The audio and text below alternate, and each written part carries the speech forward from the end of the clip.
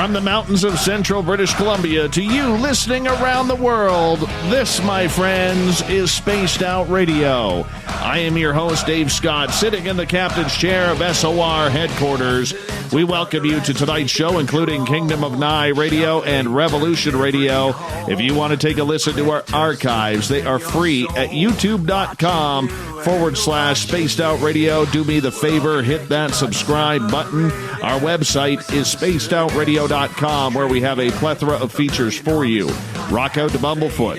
Read up on Captain Shirk's SOR Newswire, and there is more coming very, very soon. Tonight's show is brought to you by Mighty Moose Beard Oil Company. It's 100% Canadian, 100% natural, taking care of beards around the world. Visit MightyMooseBeard.com. Use promo code SOR2019 today. We're getting woo-mantic tonight with the Night of Cryptid Talk with one of the most popular authors in the genre. The crypto guru Ronald Murphy has returned. The guru, based out of Pennsylvania, came onto the scene writing about the Chestnut Ridge. Now his popular series called the On series has him speaking around North America about the monsters that are lurking in the shadows. CryptoGuru.net is Ronald's website. Then at the bottom of hour number 3, I will bring you the SOR Newswire, brought to you by Paranoia Magazine. The Crypto Guru. You know, there is very, very few guests that I get this geeked up to talk to. And when we have you on, my friend, I feel like everything is all right. How you been, brother? I've been doing very well, Dave. Hey, thank you very much for having me on. I've been looking forward to this since you booked me. My favorite show to be on, I talk about the listeners all the time because that's really what makes the program. Your listeners have some of the best feedback out there. They're some of the best intelligent questions I've ever heard. And like I said, I'm flattered every time I've come onto the program.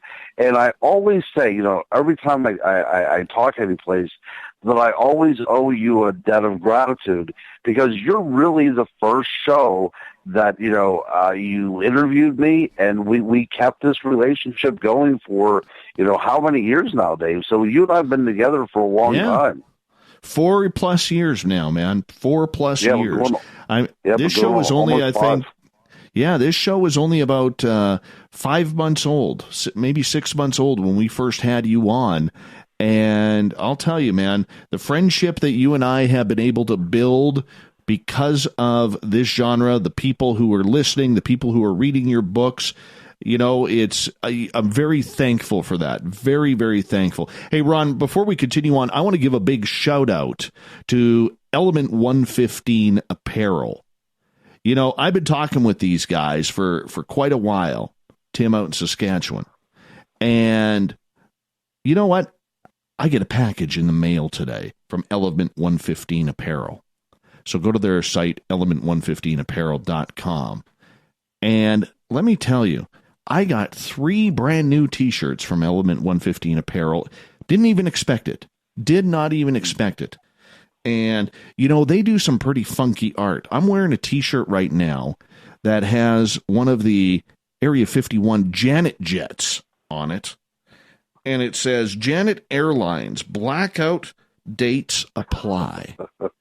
And they sent me one on the Phoenix Lights Tour 97 with a big flying V guitar. They sent me one on Roswell with a oil and lube place that says, hey, we're covering things up for you. It's beautiful. Element That's 115 ingenious. Apparel. Oh, yeah. And they got some great shirts. I'm going to go right there immediately. Yeah, I cannot wait to check this out. Hold on 1 second. Let me just write this down. Go ahead. What was it again? Element 115 Apparel is the website. Yeah. All right. And I'll tell you, I'm wearing one of the shirts right now, and I absolutely love it. I'm so thankful to everybody at Element 115 for supplying these. What we're going to be doing here is I can't give out too many secrets, because they're still working on a bunch of things behind the scenes here as we continue to build up the business side of Spaced Out Radio. But we may be seeing Element 115 a little bit more around here. Very cool. Very cool. I'm pretty excited about it. Pretty excited. So I wanted to give a shout out to Element 115 Apparel. Big thank you. And all our Spaced Out Radio listeners, make sure you go check them out. They got some beautiful, beautiful, awesome T-shirts that people will literally come up to you and say, where did you get that? Where did you get that? Well, see, that's the thing. Yeah, whenever I do tours, whenever I do conferences, you're always looking for that perfect shirt, and I think that these guys might have it. Oh, I think they do. I think they do. And there may be more coming soon.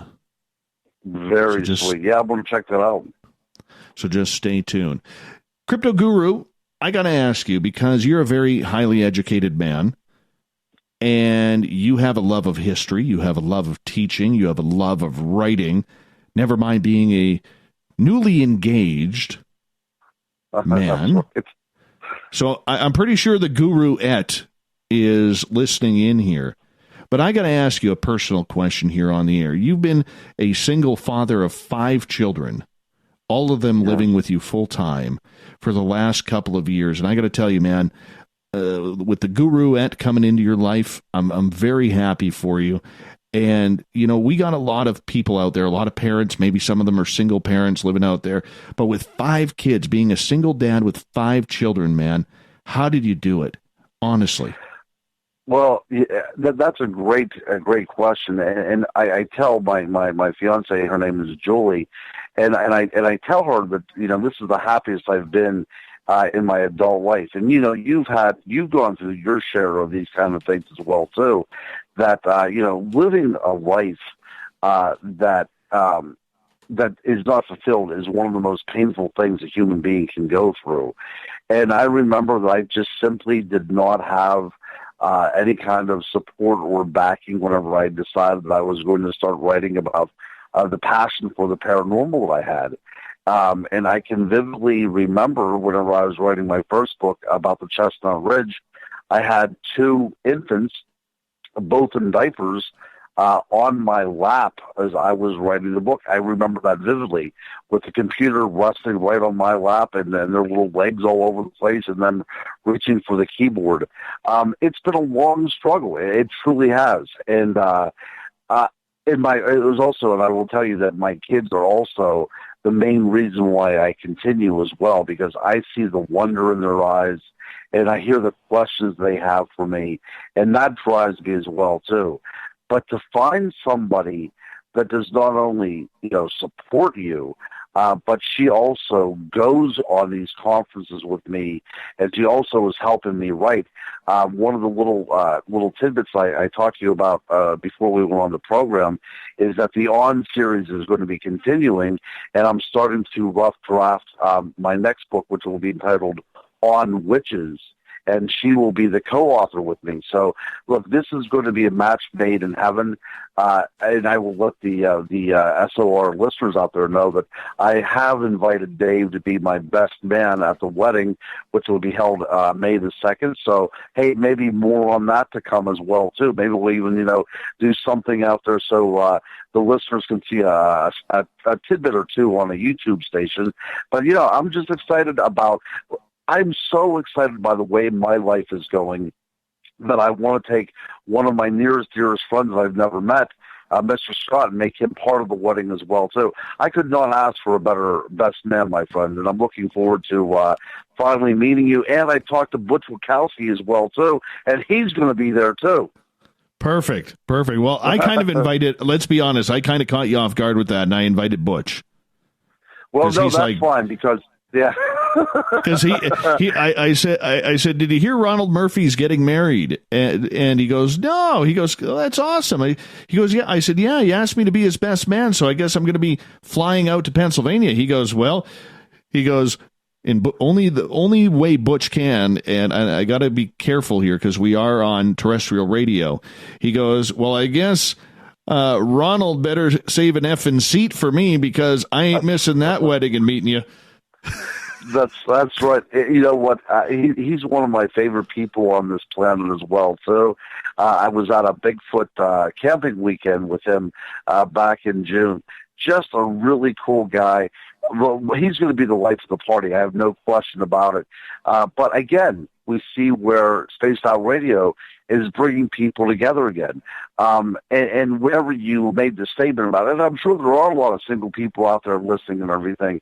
Look, I know that it's a hard thing. I know what it's like to get up with 2 sick kids in the middle of the night and have to find some babysitter so you can get to work the next morning. I know all about that.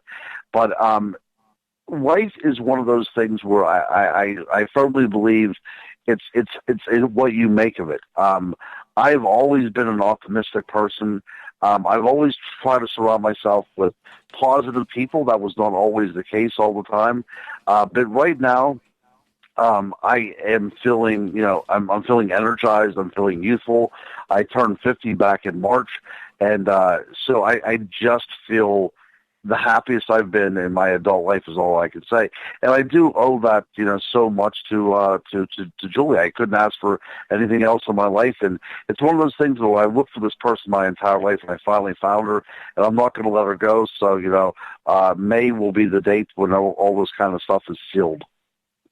Well, good for you, bud. Very, very happy for you that your personal life is going great, your career is going great, your paranormal career is going fantastic. I got a question that I want to ask you, and I was talking with Everett Thiemer earlier today, and he brought up a very interesting question that I've never really thought of, but I guess literally sometimes Everett will get these questions in his head, and he really, really does some deep thinking, and it keeps him up until all hours of the night, and he'll be pounding coffees back all hours trying to figure out an answer. He's a very deep thinker, and that's why I love having him as a friend. And this was his question to me that he hit me up at about 5:30 Pacific today. He goes, how is it that cryptozoologists are dismissed as scientists using the argument that there is no proof the creatures exist, while astrobiologists are lauded as cutting-edge scientists when we haven't even found a biological microbe proven to be from another planet? He goes, this is the crap that keeps me up all day. Now, I'm very curious. I'm very curious because I believe you have your master's in history, correct? I do. That's right. That's right. And for someone who is used to education, used to studying, you're a teacher as well in your personal life. When you see that, because you are a cryptozoologist, if we could call you that, how do you feel about something like that, where being in cryptozoology, you're dismissed as a wingnut, yet astrobiologists are considered the new coming of science? Yeah, see, theory, science is based upon theory. But if you look at the idea and the notions behind cryptozoology, it's not everybody outside pounding on trees looking for Bigfoot. A cryptozoologist is looking for things like the ivory-billed woodpecker that, was seen in Arkansas for the last time in the 1960s, and people still have reports about them. We're not nutcases, because we look for the thylacine, in Tasmania, the Tasmanian tiger. That does not mean we're nutcases because we're looking for something that had existed up until the 1920s.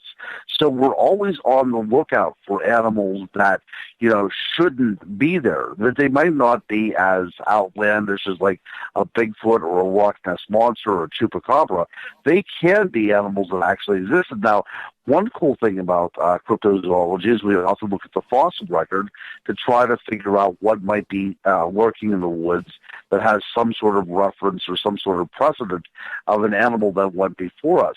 Again, very scientifically oriented. We're not making up these chimeras in our head and, chasing imaginary dragons before.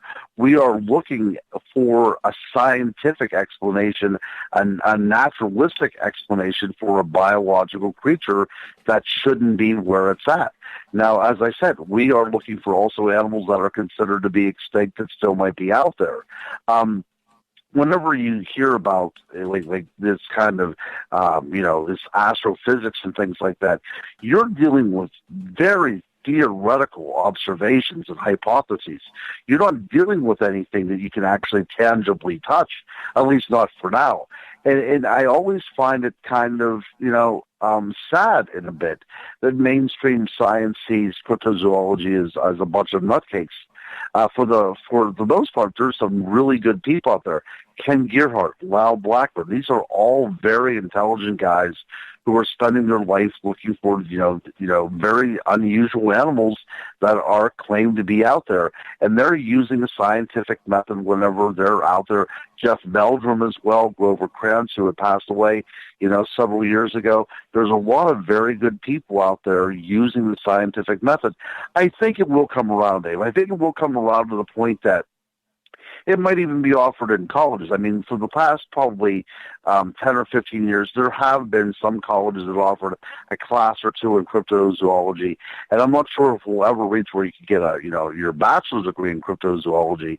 But I think zoology is opening up a little bit more to the fact that there are things out there that we have not yet cataloged, and let's keep an open mind about it. But that's a great question.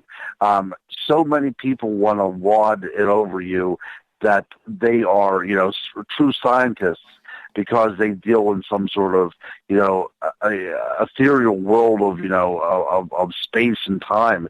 And when we're over here, in the United States with binoculars, looking for extinct woodpeckers. But no, I think that we are following the scientific method. One of my friends who I had mentioned to you in our conversation before the show started, her name is Katie Elizabeth, and she's a champ researcher in Vermont, and she's coming up with some excellent sonar hits of what appears to be some sort of animate object in the bottom of Lake Champlain. These are your new breed of people that are the cryptozoologists. These are the people that are using science, and these are the people that are going to get to the bottom of these mysteries. So I am very proud to call myself a cryptozoologist. And, for what I do, of everything that I do, it's a passion of mine, and I'm completely unapologetic about it. Well, you bring up Katie Elizabeth, and you brought up her name. I've already chatted with her on Facebook already. There you go. And we're talking about bringing her on in October to talk about the champ. So we'll see. We'll see what we're able to do there. But thank you for that heads up on her. I really do appreciate that. In regards to the scientific side of cryptozoology, even including Bigfoot on this, because I believe Bigfoot 100% exists. I really do. I don't know what kind of creature it is, if it's a primate or if it's something supernatural. I don't know.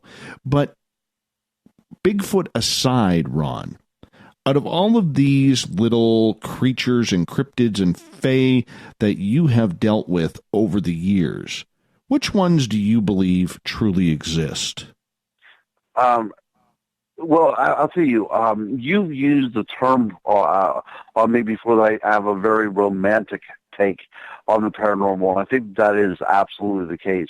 I look at things almost with a childlike wonder.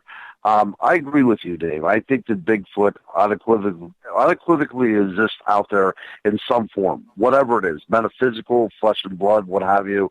I believe that this creature does exist. I also believe, I would stake my reputation on this, is that the idea of an intelligent earth energy exists as well. So that would be kind of lumped in the idea of the fairy world as well. I think that these are things that will come to light. It might not be in my lifetime, but I think that if science does open its eyes a little bit and start looking at the world around them, they will see that there are things out there that are not cataloged and not completely understood, and maybe never completely comprehended. Maybe it's not possible to comprehend these things, but I do think that what would be normally called a fairy is an existing entity of some kind, some sort of earth intelligence is what I call it. But I also think that when we talk about the vastness of the ocean, the kind of leviathans that may be prowling under those waters, it could boggle the mind. I mean, there are things out there that we haven't even imagined. I truly believe that. I think if you look at, wars that sailors had written about or, even more recently, whenever somebody had, I think they were Olympic rowers. I'm not quite sure, but there was a well-documented case where two people took a rowboat across the Atlantic Ocean. They were either the military or they were Olympic rowers, whatever, what have you. But this was a written account where they came across something that lifted its deck out of the water. It had these huge dinner-shaped eyes, these huge eyes. It looked at them for a little bit, and then it submerged again. So, I mean, there are things out in that ocean that we know more about the moon than we know about the ocean. So there are things out there hiding. So we look at all these vast places in the world where people don't travel. There are still vast jungles out there. There are deserts. There are, these glacier fields where very strange things could exist. So, I'm quite a romantic about this kind of stuff, but I would say, Bigfoots, fairies, unexplained sea monsters, absolutely. The Orion pendek, which is this the creature, in Indonesia. One of these kind of creatures, I think, without a doubt, exists. I think the thylacine is still out there roaming around. So I'm very open to the possibilities of a lot of different animals being out there. Now, things like the chupacabra, I'm not quite sold on that. There are things I am going to take. I'm going to question things like the Jersey Devil. I also have some problems with these pterosaurs that people are claiming to see. People seeing these flying, reptiles that should have been extinct 65 million years ago. So I do have problems with those kind of sightings. But the other ones I'm pretty open-minded about. Sea monsters? I mean, what are we dealing with there? You know what? Tantalize us a little bit with that, because we only got about 45 seconds before we have to go to break at the bottom of the hour already, Ron. Already we're flying by. But I want to get into sea monsters because, Katie Elizabeth, she thinks that she has been tracking something that could possibly be Champ, the sea monster in Lake Champlain. And, I think it's important, man. I think it's important because if they are dinosaurs, Ron, why won't you believe in pterosaurs? Well, we'll have to discuss this a little bit more at the bottom of the hour. But I will tell you this: I'll give a little teaser out there. If anybody out there, and I'm sure all the Spaced Out listeners have a Bible beside them, but if you open it up to Genesis, one of the first lines in the Bible itself is, God created these sea monsters, or the Leviathan, on some of the translations. So, right there at the very beginning of the Bible, you have the idea that God is creating some pretty strange things out there in the water. I would love to talk sea monsters. Let's do it. The crypto guru, Ronald Murphy, is here all night on Spaced Out Radio. Sea Monsters coming up next.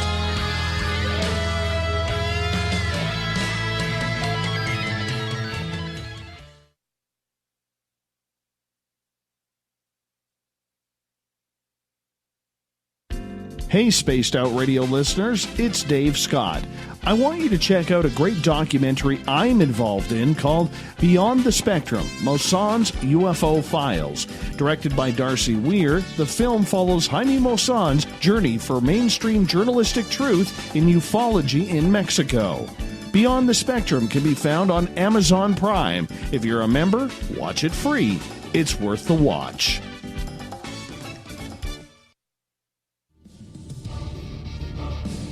Come get spooked at the 4th Annual Forest Moon Paracon in Cedar-Woolley, Washington, Saturday, September 28th. UFOs, ghosts, aliens, Bigfoot. Speakers include Mike Morin and Jason Jordan, R. Keith Andrews, and Dave Scott from Spaced Out Radio, and so much more. There will be workshops and a VIP roundtable. Get early bird tickets now at fmparacon.com. Are you intrigued by Paranormal Talk Radio? You'll love the new Paranormal Radio app from TalkStream Live. You'll find a great selection of talk shows covering UFOs, ghosts, strange phenomena, and much more. Download the Paranormal Radio app now and start listening to the very best in paranormal talk entertainment, including the network you're listening to right now. The Paranormal Radio app, free in Google Play and the iOS App Store. Looking for the stories of the strange and weird that you will find hard to find anywhere else? Check out the SOR Newswire on our website. Our writers, led by Captain Shirk, are scouring the world for the oddest and most bizarre stories we can find. Everything from weird crime to suspenseful and paranormal. We're working hard for you to bring you the most intriguing news of your day. Check out the SOR Newswire at spacedoutradio.com today. A timepiece is a reflection of who you are, and what better way to show off the real you than with an Escape watch? Escape is a lifestyle brand accessorizing your days and nights. Choose to escape and create the life of discovery that you deserve. Dream, play, unite with your own personalized Escape watch. Head to escapewatches.com. There is no time like the present to enjoy your escape. Use promo code SMF2017 for your 20% discount today. Are you having encounters with the paranormal, supernatural, or ufological that you cannot explain? Look no further than the SOR Sightlines Report, brought to you by the Experiencers Support Association. This is Ryan Stacy, head of the Research Association, TESSA. Soon on the Spaced Out Radio website, you'll be able to file your reports and have them researched for you. We are independent and ready to help Spaced Out Radio listeners today. Heading to Vancouver and looking for a night on the town? The Moose Vancouver is the bar that never stops rocking until 2 a.m. every night. The Moose has great food with everything on the menu from $6.95 to $8.95. Fantastic, vibrant staff and rock and roll that will bring you back to when the music was real, the hair was long, and the guitars were rockin'. Get your party on at the Moose Vancouver, the official party bar of Spaced Out Radio.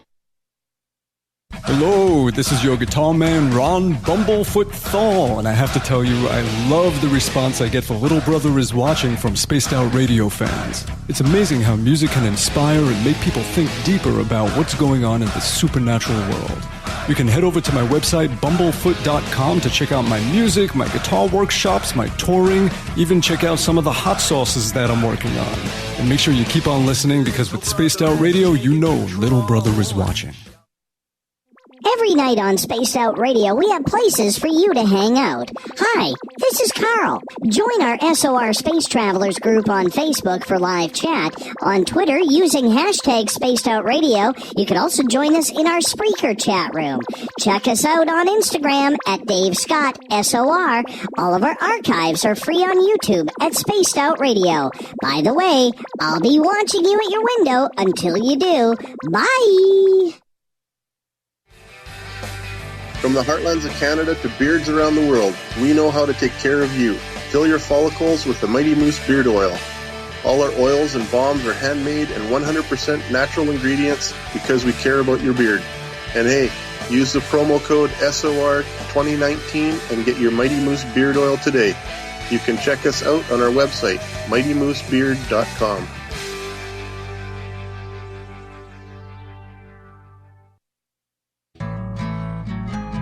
Looking for a place to advertise at a very reasonable cost? Look no further than Spaced Out Radio. SpacedOutRadio.com has an advertising tab that you can click to check out our daily, weekly, and monthly packages to play on the radio, or our website including social media. From commercial spots to banners, we have it all. Check out our competitive pricing today. Coming soon to our website, spacedoutradio.com, is the SOR Space Travelers Club. For just $5 a month, you can get into a private area on our site where you can hang with other listeners in our chat room, post in our forum, and check out a bunch of exclusive content and store that won't be found anywhere else, including a nightly after-show party with Dave. It's going to be the best $5 a month you're going to spend. The SOR Space Travelers, only at spacedoutradio.com. Coming up this September 21st and 22nd, all UFO eyes will be focused on Toronto for the 4th Annual Alien Cosmic Expo.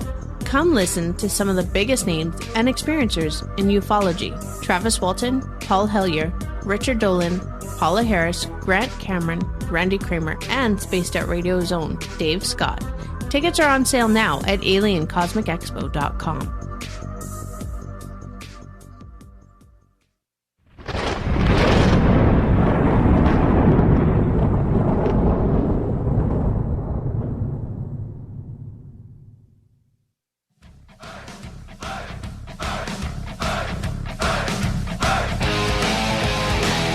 Welcome back to the second half hour of Spaced Out Radio tonight. I am your host, Dave Scott, sitting in the captain's chair of SOR headquarters. Thank you so much for joining us. Reminder to all of you that if you want to listen to our archives, they are free on our YouTube channel, youtube.com/Spaced Out Radio. Do me the favor, hit that subscribe button. Our website is spacedoutradio.com, where we have a plethora of features for you, including reading up on Captain Shirk's SOR Newswire and much more coming soon. We're talking with the crypto guru tonight, Ronald Murphy, one of the best authors in this continent of North America, writing about monsters, folklore, very, very tall and dark legends. You can find his website, cryptoguru.net. All of the books are on Amazon. Guru, welcome back to the show. Hey, thank you very much. Yeah, it's going quickly, isn't it? It really is. We should remind people, too, that we have booked you for a Halloween special, Friday, October 18th. I can't wait. Yeah, I can't wait. October's my favorite. Stories. It is. October is my favorite month, of course. And I would, I couldn't think of a better place to spend it. Perfect. We love you here, man. We absolutely love you here. Hey, we were going to talk about sea monsters here, my friend, because you made an interesting comment that you buy the whole idea of sea monsters, but you're not sure if these pterodactyl are flying around in the skies anymore because they're supposed to be extinct. Right. So why do you believe in sea monsters? Yeah, we'll have a good conversation on that because we'll talk about the little pterosaurs, and then we'll talk about sea monsters as well. So, and this will be a nice little hour, I would think. So, okay. So as far as sea monsters, so if we go back in time, and we know that these great plesiosaurs and things existed. If you would go to Devonshire, England, there's a great area there where you can find a massive amount of fossils, a lot of plesiosaurs, a lot of ichthyosaurs. We know that the area around what is now the British Isles was teeming with this great reptile life. We know that was there. But we really don't know then what happens after the extinction event. I assume that there were remnant populations of a lot of different dinosaurs after the event. I think that we have crocodiles, we have alligators, we certainly have birds still existing. We had a lot of different types of mammals that were existing as well too. So not everything died out. And I think the oceans would probably be one of the best places to hide out as a dinosaur or as a reptile that was contemporaneous with the dinosaurs. Now, that being said, I think that they probably could have survived through adaptation and existed around the ice sheets, the glaciers that were taking up much of that area. But what's interesting is about 14,000 years ago, whenever the glaciers started retreating, a lot of these glaciers left some indelible marks on the landscape. For instance, this is whenever Loch Ness was created. This is whenever Lake Champlain was created. And this is whenever the Great Lakes were created as well, too. Great flooding events you can imagine. But this is not ancient history. This didn't happen millions of years ago. People were alive at the time, and it's quite possible that there were people that were watching these events unfold. I think whenever we talk about flood stories around the world, and every culture has a flood story, I think it can all go back to this great event around 14,000 years ago, where the floodgates opened and, you know, all these Great Lakes were formed around the world. That's my little speculation. I think it holds water, no pun intended. But I think also what happened is that as these corridors opened up and the ocean rushed in, that certain animals were whisked along as well. And I think that places like Lake Champlain, we know that ocean water came in because the state fossil of Vermont is a beluga whale that was found back, I forget what was it, I think it was in the late 1800s, but there was a fossilized beluga whale that was found at Lake Champlain because the ocean brought it in. So if these kind of things could happen, why couldn't these reptile creatures that were plying the waters also be rushed in? And that's why Loch Ness is so interesting to me, is because we know that there was a great number of plesiosaurs in the area, that it's very possible that a remnant population was still in existence that had adapted over 65 million years, maybe even capable of breathing underwater, which would be a very interesting thing. And this might be the explanation why the Loch Ness Monster came to be. It makes sense to me. As a cryptozoologist, we look at some sort of precedent, and this great flooding event where the ocean rushed in makes perfect sense that other things came in with it. It also could explain why Lake Champlain is also said to have a lake monster there as well. And also the Great Lakes. Now, about a year ago, I wrote a book entitled On Aquatic Monsters of the Great Lakes, where I look at all the Great Lakes and the monster legends attached to them. And they all have it. And they all vary a little bit, but there's also similarities as well. And I'm thinking that this glaciation period, whenever the glaciers retreated and the water rushed in, that did bring in seagoing animals, the sea monsters, if you will, and they were able to adapt themselves over the 14,000 years that these lakes have been in existence. But I'm fascinated by the things that go bump in the night and also go splash in the water as well. But, hold on one second there. Just got a bit of a cough there. A little bit of frog in the throat. You want to grab some water? A little bit. No, I'm good for right now, my friend. But so this is the things that really are kind of piquing my interest.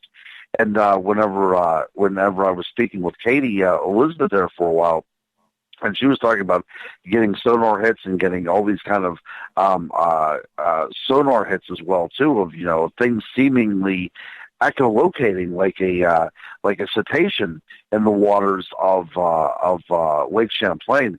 These are the kind of things that really get my curiosity stirred. When it comes to sea monsters, then, what do we think they are? Are they giant sturgeon that we haven't proven yet? Are they actual sea monsters? Are they giant eels? Maybe oarfish that have adapted to fresh water? Or are these living dinosaurs that we just don't know where they live or what depths they are at, and we don't pay enough attention to actually try and figure it out? Yeah, I think all the above. I really do, and I don't mean that to be a cop-out. Lake Erie, people have reported seeing what would resemble a plesiosaur, something up on dry land with flippers and with a very long neck. It's been seen a couple of times, they call it Bessie, because you have to have this really cool name. And of course, Lake Champlain has Champ. And all these Great Lakes really have, their own little creature attached to them. But I think that we should not rule out the idea that there also might be more common animals that are out of place that have existed in this area and have not been cataloged. The possibility that there is a freshwater seal in the Great Lakes, I think, should be investigated a little bit more. Lake Baikal right now is the only lake that has freshwater seals attached to it. And to find one in the Great Lakes in North America would be, quite a scientific find. But I've done, whenever I was researching this book, I did a lot of aerial reconnaissance over the Great Lakes. And what is interesting is that, sure, you do have a lot of habitation right down to the water's edge, but because these lakes are so vast, and they're in an area of North America that is so wooded and isolated, that we can see that right outside of the Great Lakes is a lot of pockets of marshy swamps, ponds, other lakes. Actually, the Great Lakes are so large that there's actually islands in the lakes that have lakes on the island. So there's lakes within lakes. So the idea that something could stay hidden, an elusive animal could remain hidden for this long period of time, is without question a possibility. So I think that if we look at things like a seal as a possibility for some things, that could explain some things away. Also, it's possible that a very large turtle could have been responsible. We talk about flippers. People see these great flippers. We know that there were turtles that existed during the age of the dinosaur that had flippers that were 11 feet in length. So it's very possible that something like that had continued to survive as well, and that's giving witnesses are seeing this. Also, the idea of a bull shark being in the Great Lakes. Interestingly enough, in 1955, there was a report of a bull shark attack in Lake Michigan, and a child was injured. Now, I looked at the evidence. It's very possible that a pike could have done such a thing, or a muskie could have done such a thing, but it was actually attributed as a shark bite.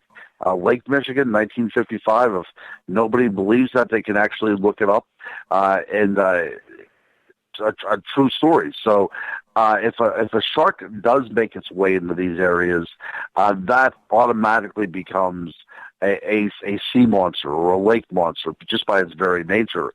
But these places are also attached still to the ocean. The St. Lawrence Seaway, you get into Lake Champlain as well as the Great Lakes. The Caledonian Canal right now, you can link the ocean to Loch Ness. So it's very possible there are these other creatures getting in there as well, too. So I think when we talk about what these things are, we have to talk about what particular lake we want to deal with.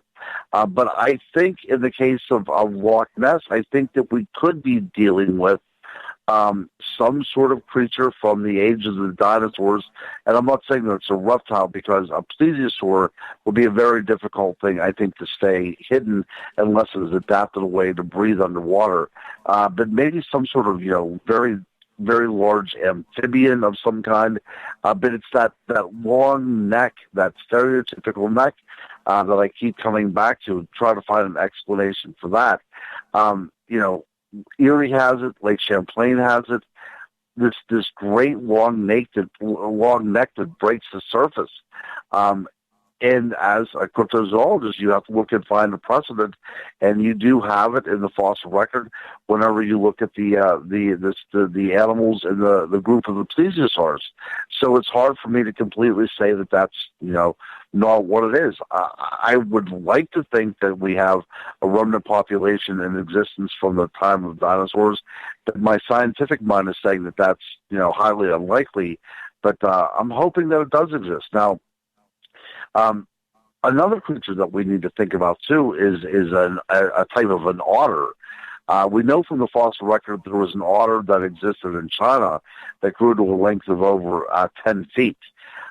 What's interesting about this giant otter, that in Ireland there is the legend of this very, very large water dog, as they call it, that killed a woman back in the late 1700s. And on her gravestone, to this very day, you can see a carving of what looks like some sort of immense animal that was reportedly came out of the water and killed the woman. Even to this day, people are reporting seeing this very large otter that exists in some of the lakes around in Ireland. So it's very possible. Otters are very intelligent creatures. So, I mean, you have to wonder, is it possible that an otter, though it's very serpentine-like in appearance, is that, responsible for giving some of these sightings as well? Very possible. I like your idea of a freshwater oarfish as well. Or, we might have to think about the idea of a freshwater squid or a freshwater octopus. But these lakes that we're talking about are incredible. Lake Superior is so large that it has an oceanic environment to it. It has, huge waves. It has storms that rip up pretty quickly. So we're talking about a massive inland sea more than just a Great Lake. And of course, Loch Ness is not a huge loch, 20-some miles long and about a mile wide. But it's still an interesting lake because it sits in such a great geological area in the Glen Fault area of Scotland. So, look, I can't say one way or the other what these things are. I think it's made up of a variety of different types of creatures. But, it's just a fascinating field to study. Sturgeon. In British Columbia, we have a very, very healthy and continually growing population of sturgeon since they are a protective species. And Lake Okanagan, as we've talked a long time ago on this show, has obviously the Ogopogo. And there was a sighting recently, as just a few weeks ago, from Skaha Lake, which there is a canal that's maybe, I'm going to say, 4 or 5 miles long that connects the two lakes, that they believe that Ogopogo was filmed in Skaha. Anyways, my theory on that is that it is the white sturgeon, which can grow up to 15, 20 feet in length, much the size of a great white shark. Yep. And the Okanagan Lake is also the start of the Columbia River that hits the ocean in between Portland, Oregon, and Vancouver, Washington. So there's a lot going on here in regards to the sturgeon. They have the size, they have the strength. Sturgeon aren't really known to attack humans, even if they're underwater, which would make sense in a lake because we don't hear of people getting attacked by these creatures, Ron. And that's the reason why I'm leaning towards the white sturgeon for this. Well, I think that in many cases you are correct. If you look at the historical writings, especially of Henry de Champlain, he was writing about a creature that he had seen out in the water that didn't make any sense to him. And if you would read it, it is the account of a sturgeon, this very reptilian-looking shape. It has, these very large scales.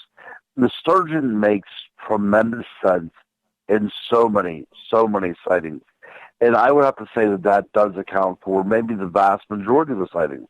But it's just that gosh darn head that people see, that this long neck that comes out of the water, and the head that jerks around and looks around, or even sometimes has the capability of coiling.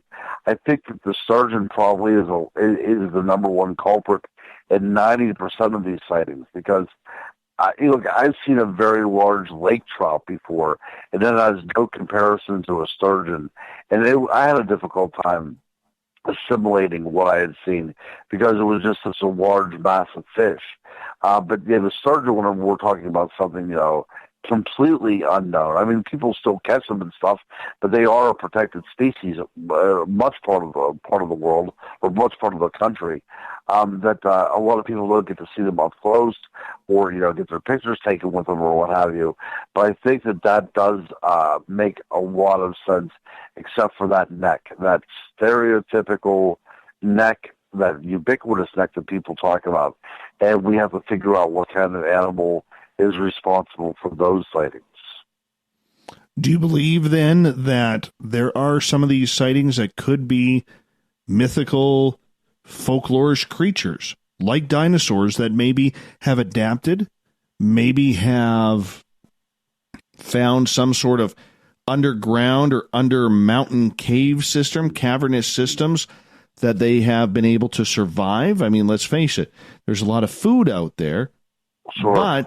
But the thing that still gets me about it, to play devil's advocate for a second, is we don't see people getting killed. We don't see people getting attacked, much like you would, say, at a beach in Florida or California or Mexico, where all of a sudden a great white shark or a bull shark or a tiger shark appears and tries to take down a human. We don't see that with these lake monsters.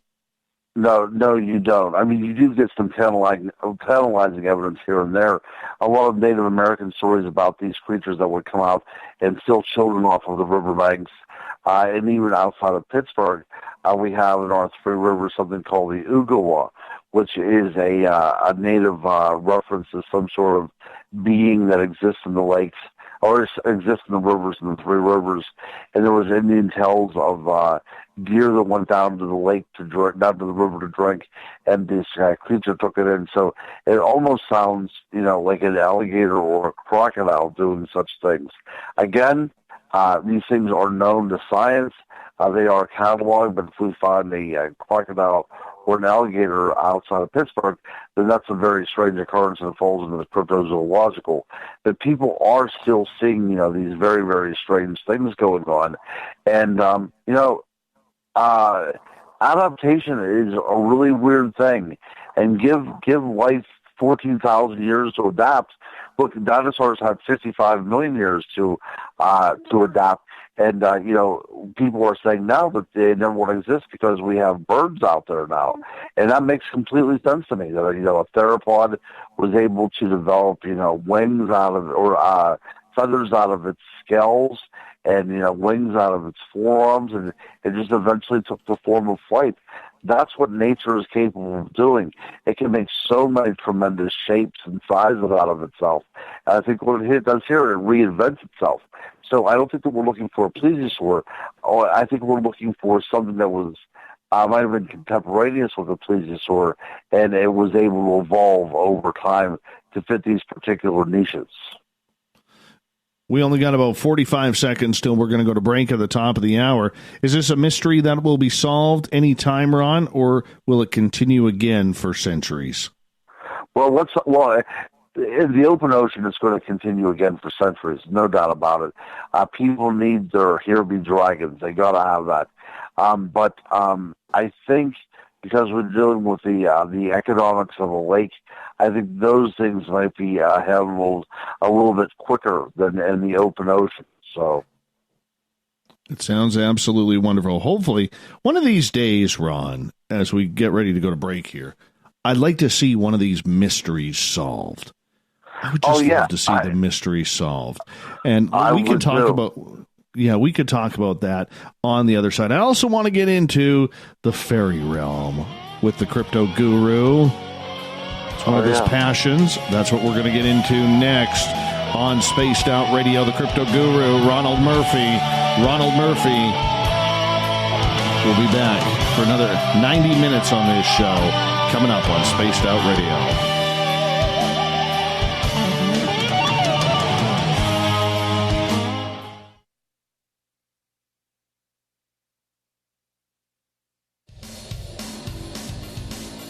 We all know on Spaced Out Radio we love a good beard and mustache, so why not take care of your facial hair with Mighty Moose Beard Oil? Made in Canada, we're taking care of beards and stashes around the world. We use 100% natural ingredients with our oils and balms to make your whiskers feel silky smooth. Use promo code SOR2019 at MightyMooseBeard.com today.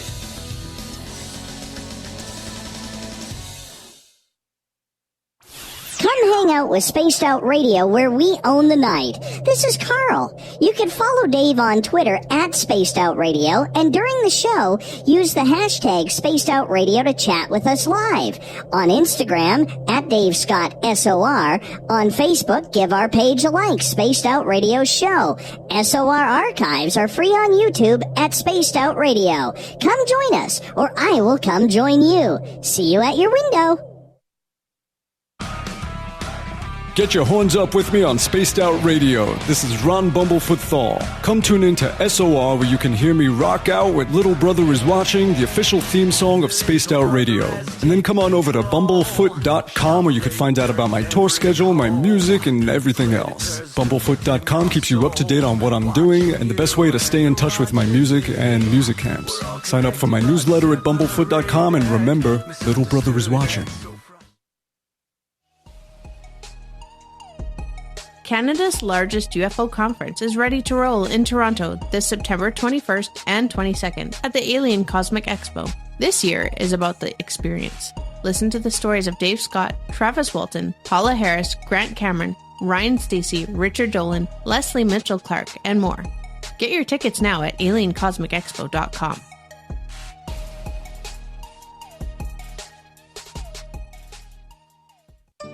Find your escape where time has no limits. It's about living today and cherishing the heritage of yesterday. A spirit of adventure for what is new with the nostalgia of the past. Your timepiece is a reflection of who you are. Life surrounded by beauty from the world around us to the soul within. EscapeWatches.com. There is no time like the present to enjoy your escape. Use promo code SMF2017 for your 20% discount today. Hey fans, it's Dave Scott. Do I have something for you to check out? A great documentary about legendary Mexican investigative journalist Jaime Maussan and his search for the truth about UFOs. Beyond the Spectrum, Maussan's UFO files can be found on Amazon Prime. It's free to watch if you're a member. You might even hear me in it. So check out Beyond the Spectrum, only on Amazon Prime. The Call of the Wild is in Vancouver. The Moose Vancouver is one of the hottest bars and restaurants in the city. Open until 2 a.m. nightly, the Moose will rock you like a hurricane all night long.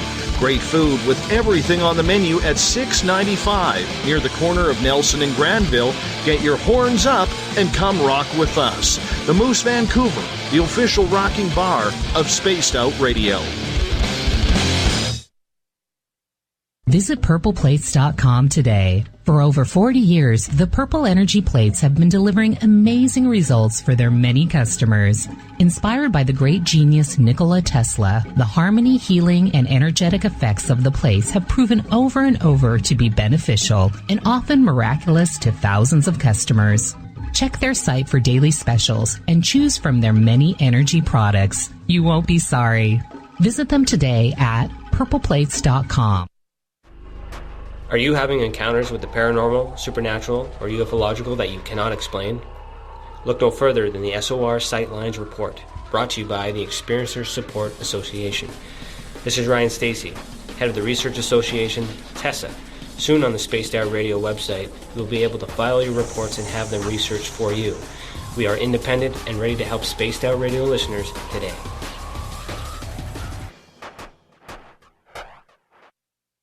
At spacedoutradio.com, we have a little bit of everything for you to stay up late. So while you're there, check out our SOR Newswire, where our team brings you stories of the weird and strange to the WTF from around the globe. News on Bigfoot, UFOs, paranormal, Darwinian-type crime tales. It's the stories that the mainstream media usually won't touch. Well, we got them all on the SOR Newswire, only at spacedoutradio.com. Looking for a place to advertise at a very reasonable cost? Look no further than Spaced Out Radio. SpacedOutRadio.com has an advertising tab that you can click to check out our daily, weekly, and monthly packages to play on the radio, or our website including social media. From commercial spots to banners, we have it all. Check out our competitive pricing today.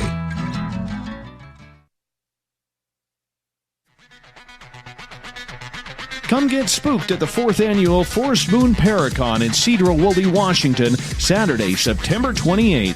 UFOs, ghosts, aliens, Bigfoot. Speakers include Mike Morin and Jason Jordan, R. Keith Andrews, and Dave Scott from Spaced Out Radio, and so much more. There will be workshops and a VIP roundtable. Get early bird tickets now at fmparacon.com.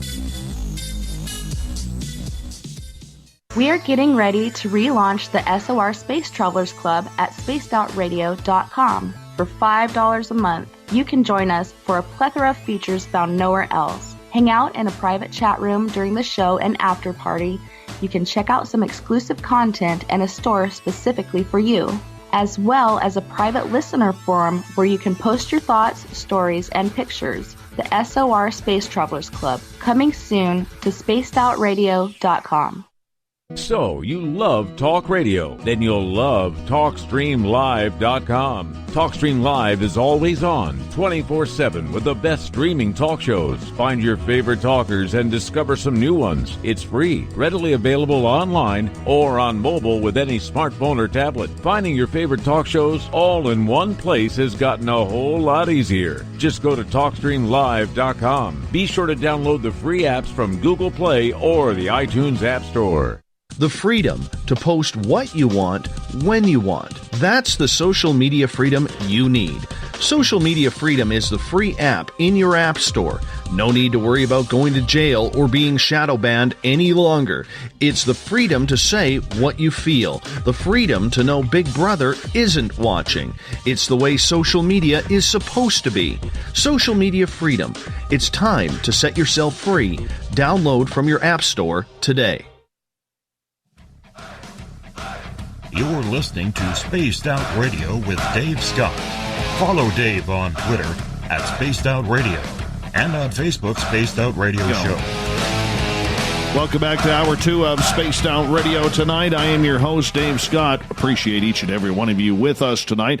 Hi to everyone listening in on WQEE 99.1 FM in Noonan, Georgia, KDNF AM 1560. In Dangerfield, Texas, down in New Orleans, UPRN 107.7 FM, KDUN AM 1030 in Reedsport, Oregon, and down in Ridgecrest, California, we are on KZFX 93.7 FM. On the digital side, hi to everyone listening in on Kingdom of Nye Radio and Revolution Radio. Good to have you with us. Remember, all of our archives are free at youtube.com/Spaced Out Radio. Just do me the favor, hit that subscribe button. The Desert Clam has set the password for tonight in the SOR Space Travelers Club.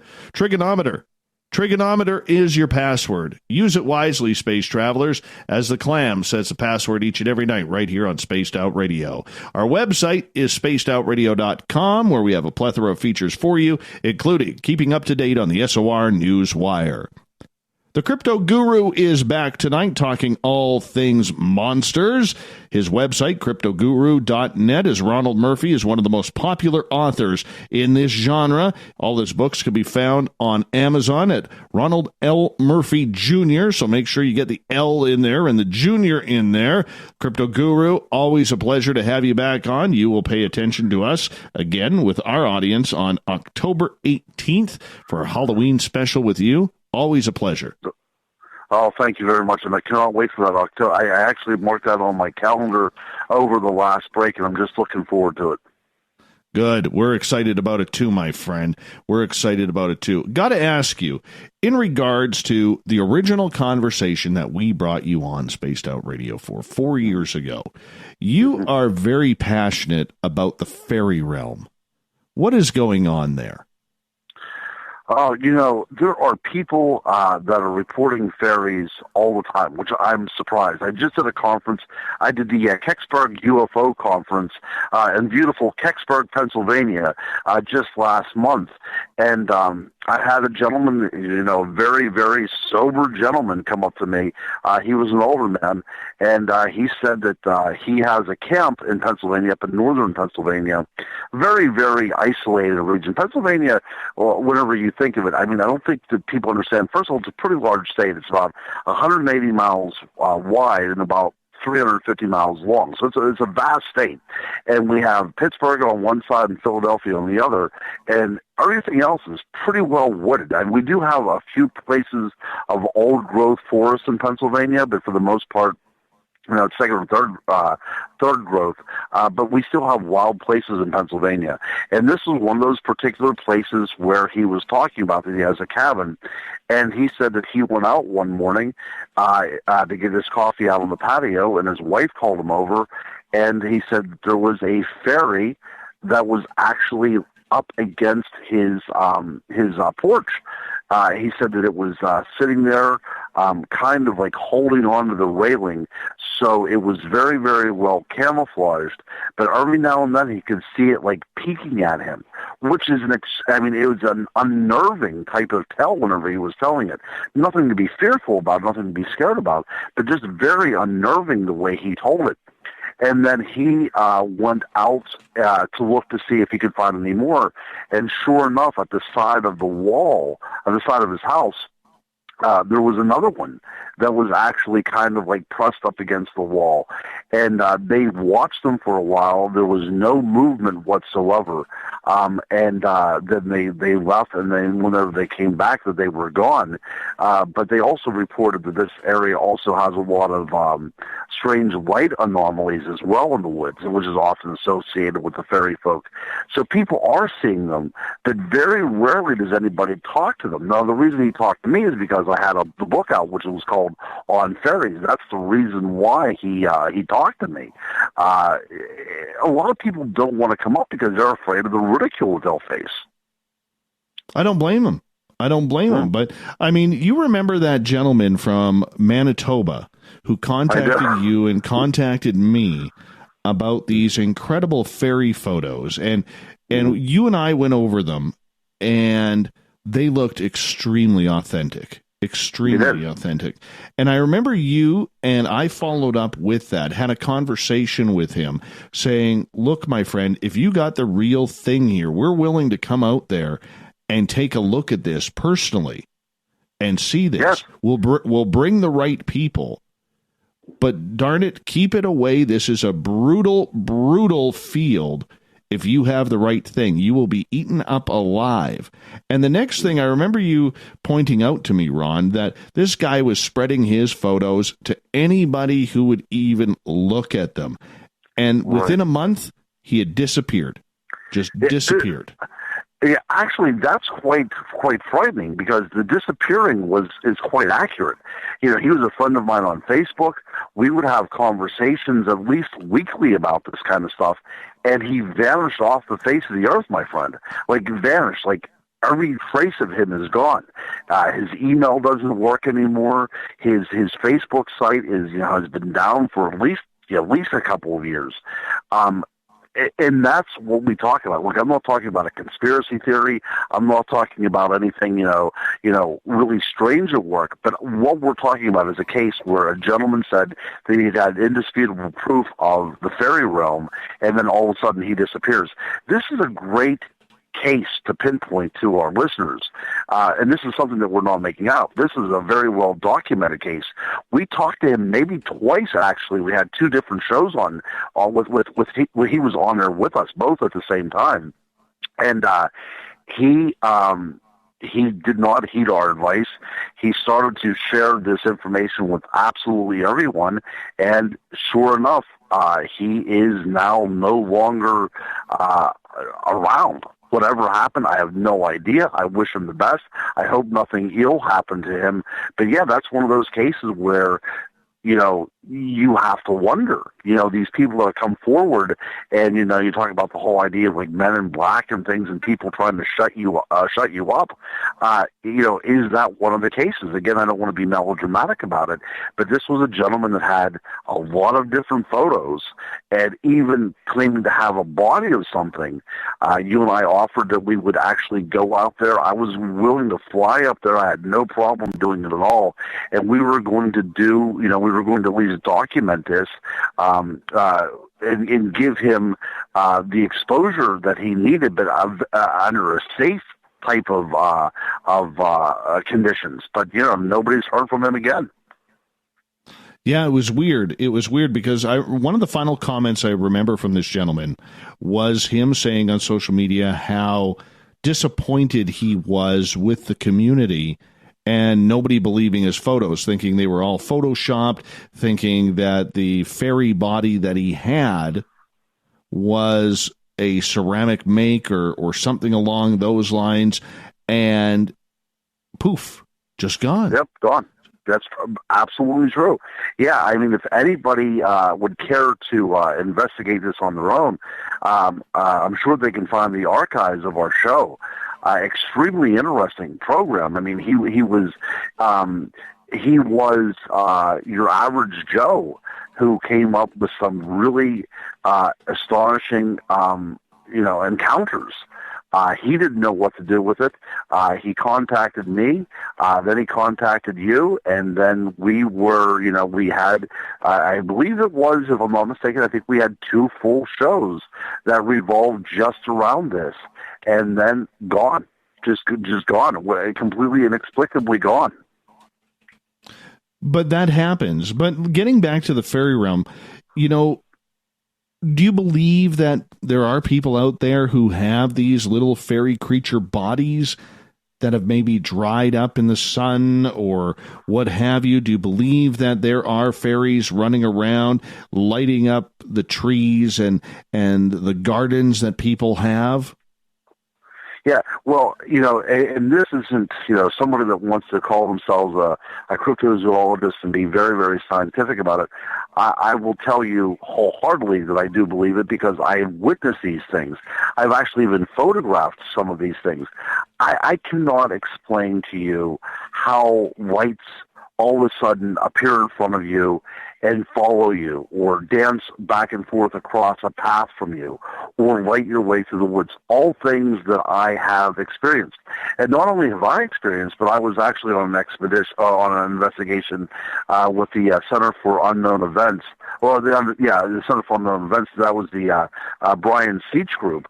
And we were out there with a great number of people, and we all saw the exact same thing. So it wasn't like, a hallucination of any kind. We saw things that we simply could not explain, and it all dealt with the natural environment around us.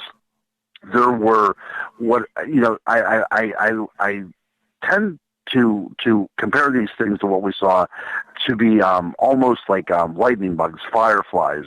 They're called colloquially different things in different areas, but up here in Pennsylvania we like to call them lightning bugs, but fireflies, I think everybody else knows them by. But it appeared as if these creatures, whatever they were almost like LED lights, like a super high definition, super brightness that continued on, and not only continued on, but they would follow us as we went, and not just one, but in unison, as if a group were following us around.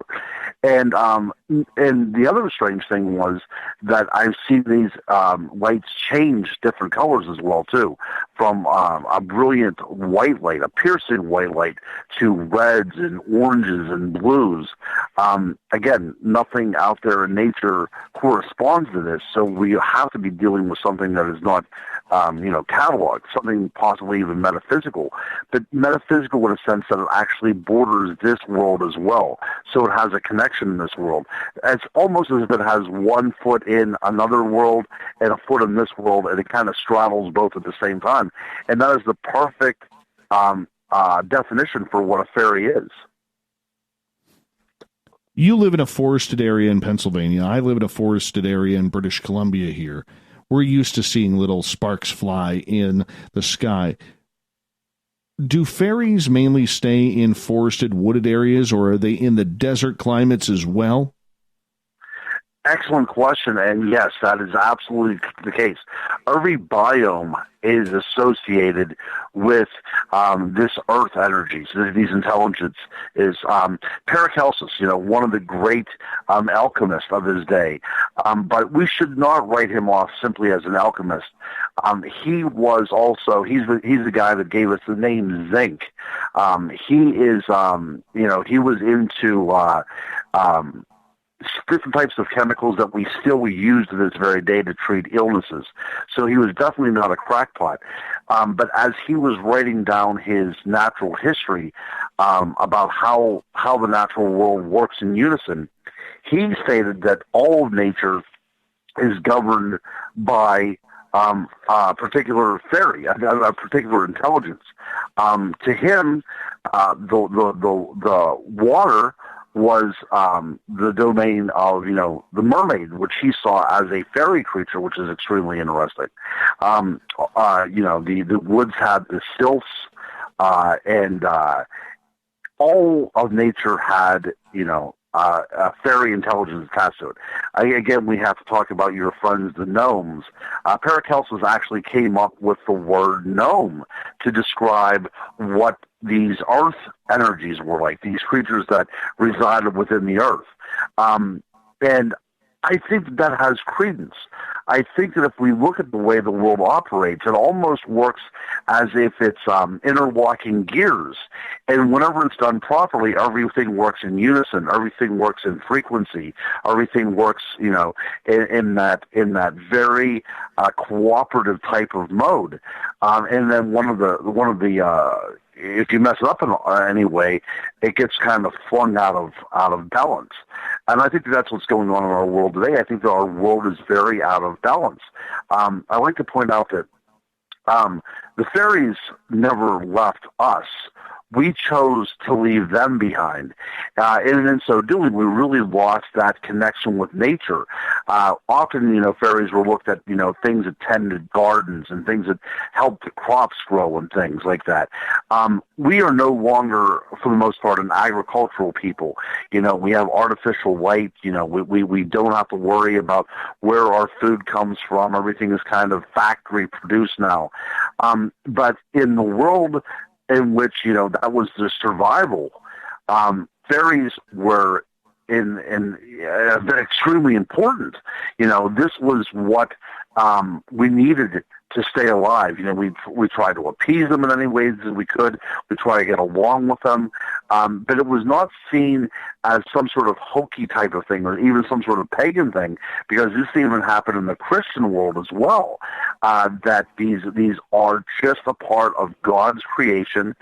We need to acknowledge that they're there, and we need to work with them to ensure that everything is stabilized. Well, heck, we threw everything off now, and everything is out of whack. I remember one psychic that I worked with for a number of years talked about a fairy grove outside of her home. She would take a walk, and she said that she could physically feel these entities singing. Now, the word that she used was singing, but I think that she was getting off more of a vibration they were giving out, some sort of harmony in which they were expressing. But one day, as she was continuing her walk, she felt a very strong sadness, almost as there was weeping and crying going on. And as she got close to the fairy grove, she saw that the township had come in and actually raised that particular part of the forest. So she felt that there was a disruption. And I think that's what's going on, Dave. I really do. I mean, I don't want to sound too new agey and too preachy here or anything like that, but I think that when we look at the world around us, that so much stuff is out of balance that we have no more harmony left. The idea of being in frequency with the world around us is no longer, part of who we are as human beings. And now these things are relegated to just, the periphery, when once I think that we probably interacted quite readily with them. We got about 5 minutes to go before we go to break at the bottom of the hour. The crypto guru, Ronald Murphy, is our guest tonight. In regards to the fairies and the fae being able to acclimatize themselves to any climate, that means interaction with people as well. And we always hear these stories about the fae being tricksters. What's that all about? Well, I think just as nature can be changeable, the weather changes from one second to the next, so too these fairies. That might be a personification, that might be a romantic personification of what these things are, but there are so many accounts of these things spoiling milk or letting animals out to pasture, or even putting something called elf locks into horses' manes by, knotting their manes and such. But I think that we do have a fair amount of evidence to show that they are a bit of a trickster. The Native American and the First Nations folks, they all have a part of their tradition as tricksters that are sometimes animals that are personified as having human personalities, which is very common in the fairy realm as well. That animals and these fairy creatures are inextricably connected as well. I think that we're dealing with something that has, for lack of a better word, a personality, and they can be very benign at times, but also they can be malicious, just depending upon the type of fairy you come across. Now, what would be the reason that they would be malicious? Well, if we'll look at it from a historical point of view. We would have something called the Seelie Court and the Unseelie Court. This is a Scottish derivation here, designation. That the Seelie Court was made up of fairies that were almost blessed, as if they were kind of like angelic type of creatures. And the Unseelie Court were almost these demonic type of entities. We could look at it from that kind of black and white realm, almost from a Judeo-Christian point of view, and think that, there are fairies out there that are actually good nature, and there are other ones out there that are just very dark spirits. I mean, that's an extreme possibility. Or it could be that they're simply frustrated with the world around them, and they're trying to rid the greatest predator out there, or the person, or the reason for so much destruction, and that is the human being. So they just have a terrible hatred for the human race, which is something I could not blame them for either. Well, would that make them some sort of Djinn or tulpa? Oh, see, excellent point. And I'm glad you brought this up, because in my book that I wrote on fairies, I do have an entire section on the Djinn. I think that when we talk about the Djinn, I think we're getting very close to the idea of what a true fairy is. That these are seen as these supernatural entities that can do anything from animate the deceased, that can possess people, can drive people out of their homes. I think that that's what we're dealing with. And when we talk about fairies of different types of climates and areas, these are the fairies of the desert wastelands. I think that we're getting very close to the truth there, Dave. I think that if we continue this discussion or continue this research, that when we talk about the Djinn, we talk about the fairy in the Islamic tradition, this is exactly what we're talking about. There's this creature out there, again, an earth energy, a created earth energy, something that existed at the very beginning of time itself, that's always been out there, that simply has a bent on being very harmful to the human race for whatever reason. We only got about 30 seconds left before we go to break. At the bottom of the hour, the Crypto Guru is with us.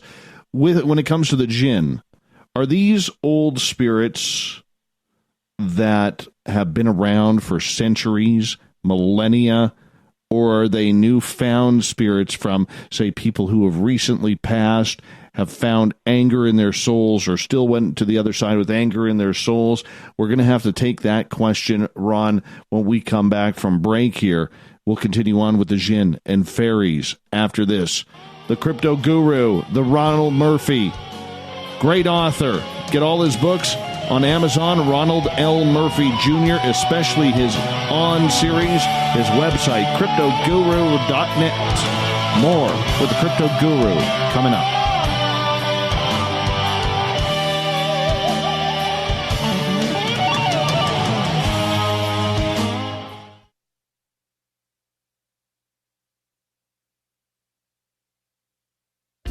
Hey, Spaced Out Radio listeners, it's Dave Scott.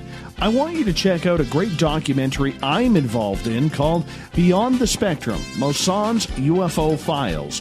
Directed by Darcy Weir, the film follows Jaime Mosson's journey for mainstream journalistic truth in ufology in Mexico. Beyond the Spectrum can be found on Amazon Prime. If you're a member, watch it free. It's worth the watch. Coming up this September 21st and 22nd, all UFO eyes will be focused on Toronto for the 4th Annual Alien Cosmic Expo. Come listen to some of the biggest names and experiencers in ufology. Travis Walton, Paul Hellyer, Richard Dolan, Paula Harris, Grant Cameron, Randy Kramer, and Spaced Out Radio's own Dave Scott. Tickets are on sale now at aliencosmicexpo.com. A timepiece is a reflection of who you are, and what better way to show off the real you than with an Escape watch? Escape is a lifestyle brand accessorizing your days and nights. Choose to escape and create the life of discovery that you deserve. Dream, play, unite with your own personalized Escape watch. Head to escapewatches.com. There is no time like the present to enjoy your escape. Use promo code SMF2017 for your 20% discount today. From the heartlands of Canada to beards around the world, we know how to take care of you. Fill your follicles with the Mighty Moose Beard Oil. All our oils and balms are handmade and 100% natural ingredients because we care about your beard. And hey, use the promo code SOR2019 and get your Mighty Moose Beard Oil today. You can check us out on our website, mightymoosebeard.com.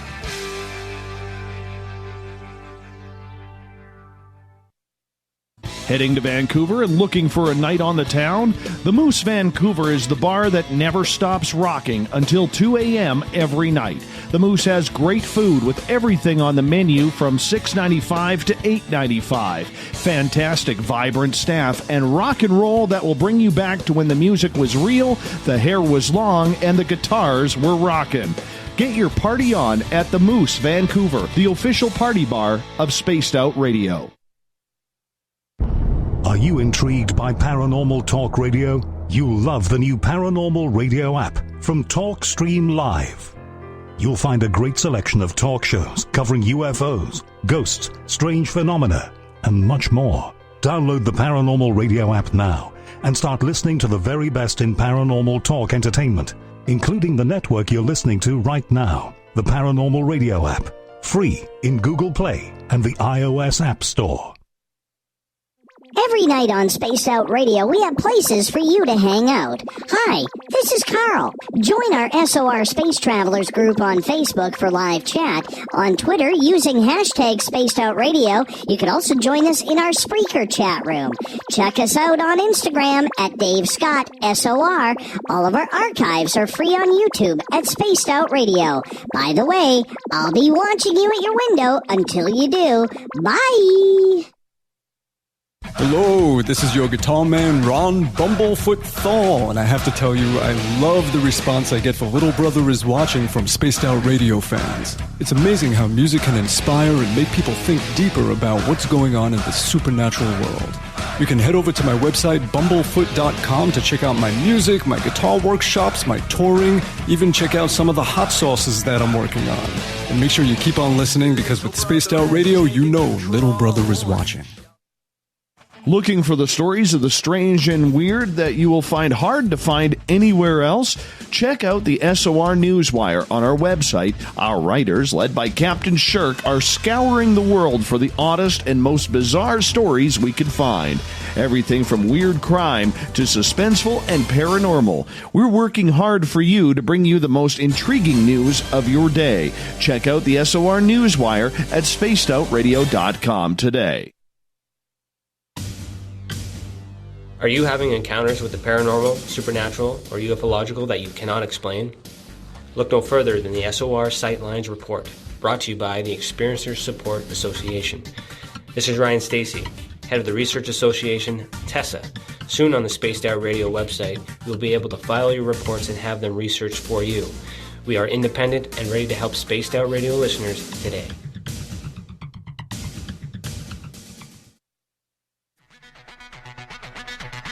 Come get spooked at the 4th Annual Forest Moon Paracon in Cedar Woolley, Washington, Saturday, September 28th. UFOs, ghosts, aliens, Bigfoot. Speakers include Mike Morin and Jason Jordan, R. Keith Andrews, and Dave Scott from Spaced Out Radio, and so much more. There will be workshops and a VIP roundtable. Get early bird tickets now at fmparacon.com.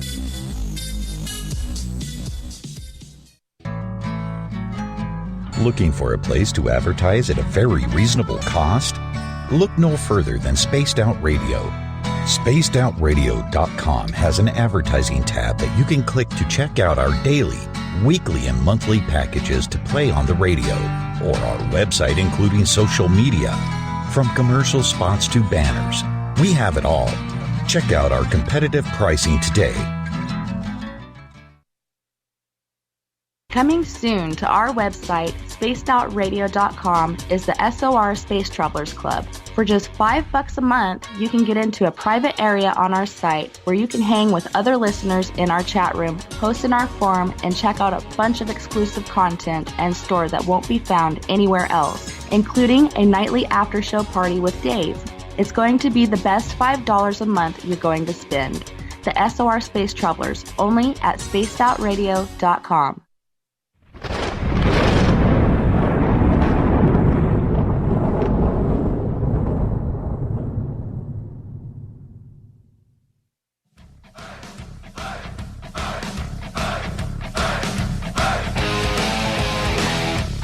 We pass the halfway point of Spaced Out Radio tonight. I am your host, Dave Scott, sitting in the captain's chair of SOR headquarters. Thank you so much for joining us.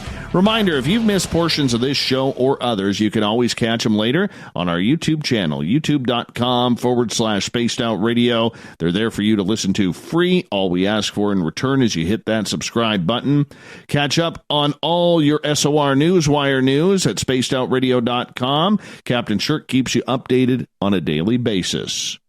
The crypto guru, Ronald Murphy, is here tonight talking all sorts of monsters, fairies, demons, Djinn. We're getting into it all tonight with the crypto guru. You can find all of his books on Amazon at Ronald L. Murphy Jr. And make sure you pick up his On series as well. It's a great, great series of books. Ron, welcome back to the show. Hey, thank you very much, my friend. And looking at the clock, it's strange that we're approaching the end point, as a matter of fact, and it seems like we just started. Well, we got 60 minutes. Well, yep, about 53 now. Minutes. About 53 now. But right before the break, I'd asked you about Djinn and whether or not they are centuries, millennia old spirits that are still causing havoc, or whether they are, maybe souls that have just crossed over and are very angry that they didn't get to live a life that they wanted. What's your opinion of the Djinn, and how does it relate to the fairy realm? Well, I'm looking at the Islamic tradition, and they do have, that particular religion has a great deal of writings concerning what these entities actually are. They are believed they are created from the primordial fire, from the very beginning. Actually, they exist even before, the world takes shape. So they are part of this primordial world. The world was created. So they're quite ancient. And they are almost the counterpoint to what an angel would be. Not quite demons, nothing to that extreme, but they are, a malevolent creature that can actually terrorize, a human being. So I think that when we talk about certain things like possession, so often we turn of the demonic. And I think that we might be having to look at something like a Djinn, which would relate to the fairy realm, because these are beings that are attached to the environment. These are an intelligence that is attached to the environment itself. I think that a lot of times when we talk about hauntings, especially poltergeist hauntings, that we're talking about something that is dealing with the fairy world, because that's something that's very indicative of what fairies are capable of doing. That, this continue. There was even fairies in Europe called the knockers for that very reason, is because they would incessantly knock on things. So I think that we're missing the boat on a lot of stuff. I think that we're looking at ghosts, and we're looking at, even Bigfoots for some instances. Places in Europe, they claim that the places would be fairy haunted if they heard wood knocks on trees. Now, gosh darn it, now we think we hear wood knocks, now we automatically think of Bigfoot. So I think that there's a lot of things when we talk about fairies, even UFOs, that we could be talking about the fairy rather than anything else, rather than extraterrestrials or Bigfoot or ghosts or demons. Do you believe then that they are part of some sort of demonic realm? Not a demonic realm. No, I don't think they are of the demonic realm. I think they are again, I don't want to label them from a religious point of view, because I think that kind of does them a disservice. I think that they are entities that are capable of choosing between good and evil, but for some reason they choose to be horrible beings whenever it comes to humanity. Well, that's too bad. That's too bad. Yes. Obviously you can't control anything like that, but, it's just kind of weird. In North America, okay, because the Djinn are more related to, as you said, the Muslim culture, the Middle East, so on and so forth. Could we say pretty much the exact same thing of what the skinwalkers are here in North America? Would that be the same equivalent? Yeah, I think that that's a good point, Dave. I think that what we talk about with the skinwalkers, we're also talking about wastelands, aren't we? We're talking about desolation. We're talking about places where people don't tend to go and wander around. We're talking about something that can assume a different shape. We're talking about a creature that seems to be part of the environment, but for some reason is such a negative force against humanity. The Wendigo is the same type of thing. Something that is part of the world around us, but just so hostile to humanity for whatever reason again. I think that all these things come into play, and as somebody that researches the paranormal, we can start connecting the dots. We can see that all around the world, the cultures have these things, whether they're called Djinn or Wendigo or skinwalkers or, the Wajina in Australia, even like the Strigoi in Romania. All of these things, these types of spirits that can do such damage to the human race. It starts seeming to make sense, because all cultures, like I said, around the world has this. It's indicative of who we are as humanity, and it seems like these things have been with us since the very beginning, and they are there simply to torment us. Mm-hmm. Are they haunting us in our dreams? Are they haunting us physically? How do you think they're haunting us? Oh, see, I've always been fascinated by the idea of dreams, of something being able to consciously enter our subconscious. That starts getting a little scary, doesn't it? Because you can't even get away from them then whenever you sleep. It's a constant torment. I think that you are kind of hitting the nail on the head there. I think that it is a pervasive type of torment, that these things can come into dreams. And when people think of incubus and the succubus, these things that come at people whenever they're at their most vulnerable, I think that we're talking about these same exact types of creatures, whatever name you want to call them, whatever name they go by. It is just that part of the world around us that is, the almost despicable, the hatred,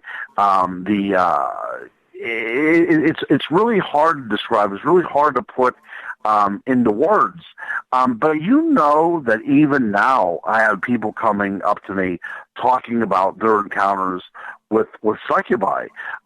People talking about, having something sitting on their bed and feeling it slowly crawl up the covers till it sits on their chest, and they open up their eyes, and sometimes they see a figure, sometimes it's, horribly grotesque, sometimes it could take on the shape of a woman. These are people who are living in the 21st century. They have jobs, and they're still reporting things that people were reporting and writing about in the Dark Ages. So it goes to show you that, this stuff does not exist in a vacuum. It's still out there to this day, and we just don't know what the heck it is. The crypto guru, Ronald Murphy, is our guest tonight on Spaced Out Radio.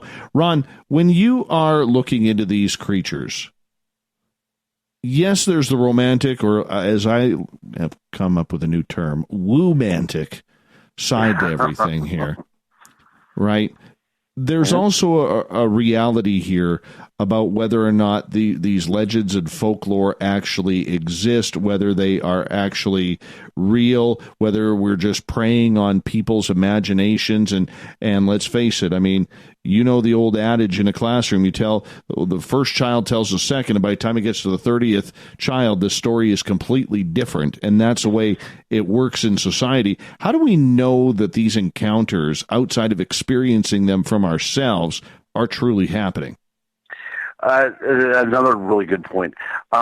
Okay, I'll tell you, the reason why I write about the paranormal, and especially about the topics that I write about, is it's a bit of a catharsis for me, because these are the things that scare me the most. These are ways of exercising my own demons. So I will go and I will sit there and I will research a book on werewolves or vampires or what have you. And I try to get right to the root of all these fears that I have, and not only fears that I have, but for some reason, all of humanity seems to share these same fears. It's as if these creatures, these archetypes, are embroidered into our very DNA.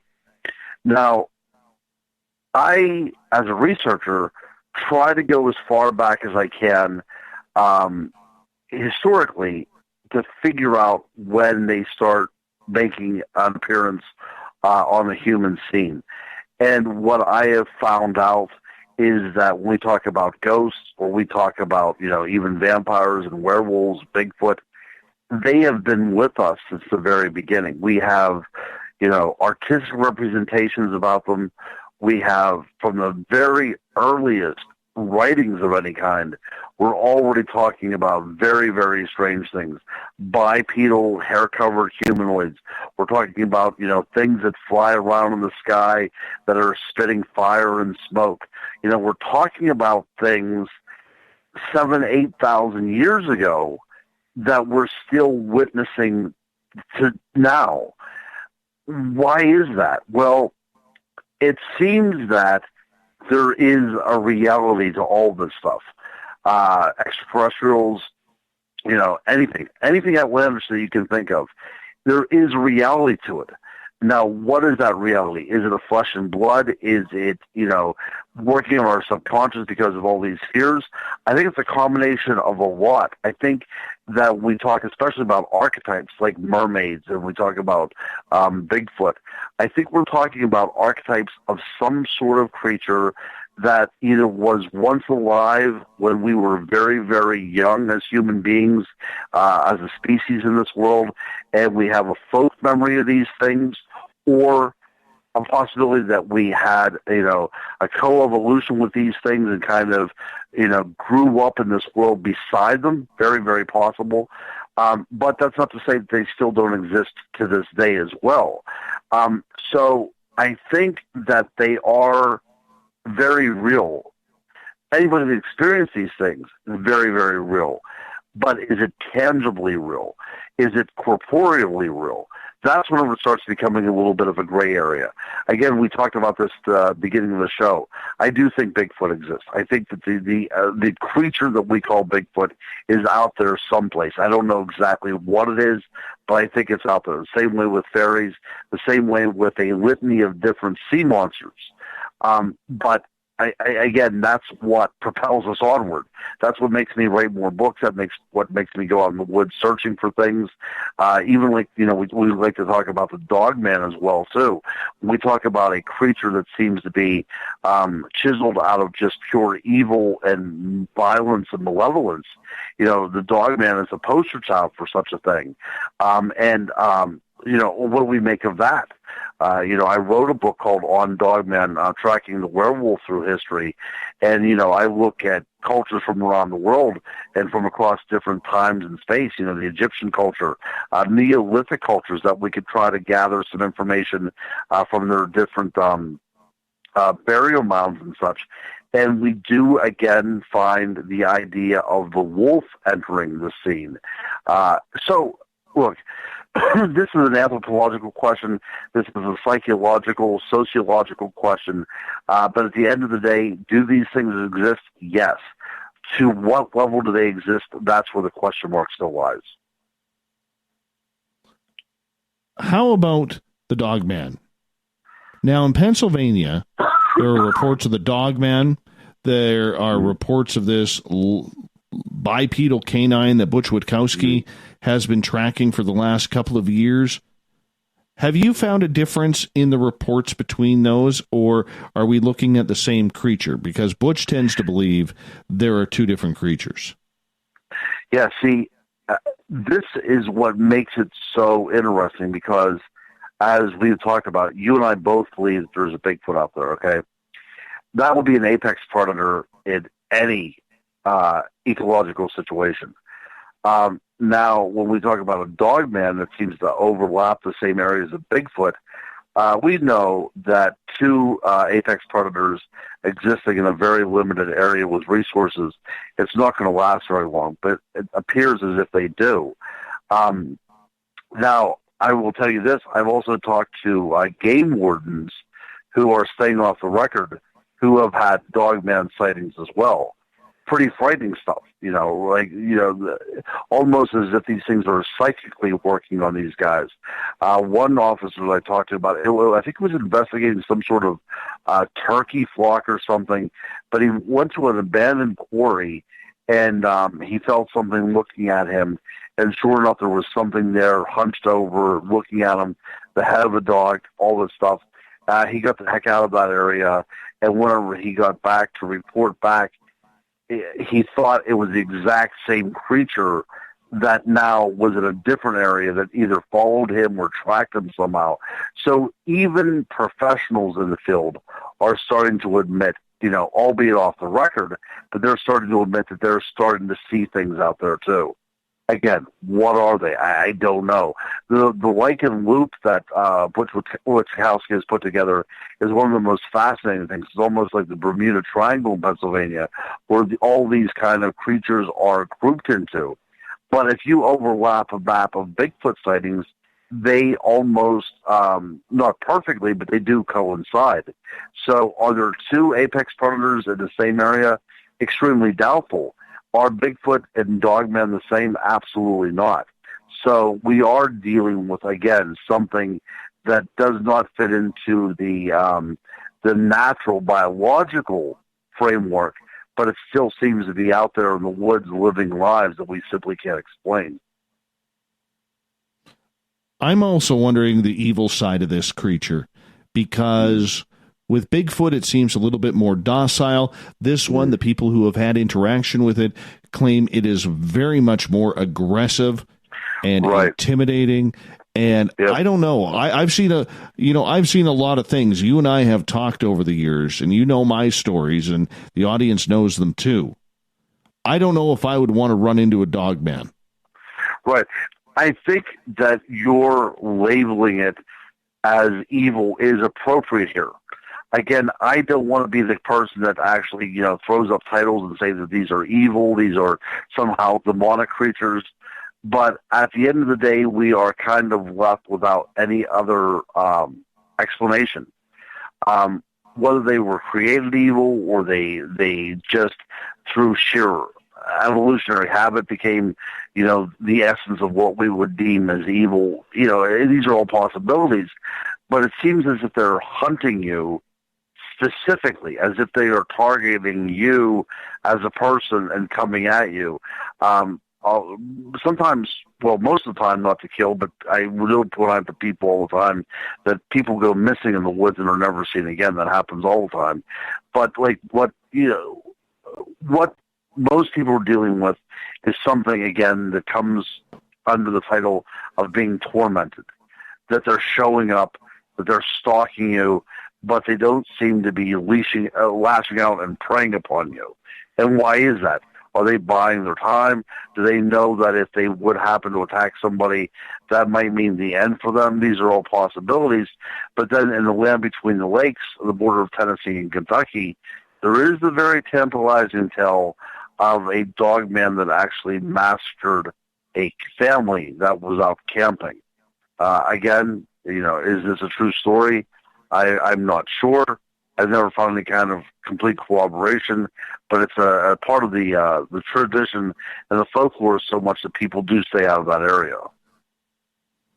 Is it something that there is a natural fear, or is it because of the legend and people just say, "Yeah, don't go in there. There's monsters in there"? I like to think that we are dealing with the monster before the warning. I do like that idea. One of the areas in Pennsylvania that has a hotspot of sightings, UFOs, Bigfoot sightings, earthlights, all these different types of phenomena, is in Fayette County. And what's interesting is the word Fayette means little fairy. And there are Fayettes throughout the United States. And so many of these Fayettes have monster sightings, supernatural sightings attached to them, that I'm starting to wonder, do people name places like Fayette out of the name because they find it a very beautiful name and it's kind of like whimsical? Or do they name places Fayette as a warning, almost like here be dragons? Something to consider. I did write that up in one of my books, on the Chestnut Ridge. I kind of am starting to think that whenever you see something with the name of Fayette attached to it, we're dealing with a warning that people have not heeded. This is a warning that a lot of people, Ron, as we got about a minute to go here, believe that this creature is giving some sort of telepathic message to warn people off. Do you buy that as well? Or do you take that as a real case? No. I talked to so many people about this. My buddy Brian Bowden, who you've had on the show before, he's talked about being out in the woods and immediately feeling this kind of almost audible voice inside of his head, "Get out," as if there was something out there saying emphatically, "You need to leave this area," and that kind of gets your primordial flight or fight response up, and your almost atrophied instincts start kicking in for you to get out of there. But the idea that a voice appears in somebody's head or a feeling appears is indicative of so many dogman sightings. Crypto Guru, I'm going to get you to hold on here because we are going to go to break at the top of the hour. We have Ronald Murphy for the next 30 minutes heading into hour number 3. And then from there, we get to the SOR Newswire, as well as the thought of the day to round it on out for the night. We appreciate everybody tuning us in. Hour 3 coming up. Ronald Murphy's website is cryptoguru.net. Make sure you also head on over to Amazon. Yeah, you want to head on over to Amazon.com. You want to go to Ronald L. Murphy Jr. Pick up his On series. It's all cryptid, it's all monsters, and it's all good reads. So check it on out. Hour 3 of Space Out Radio next.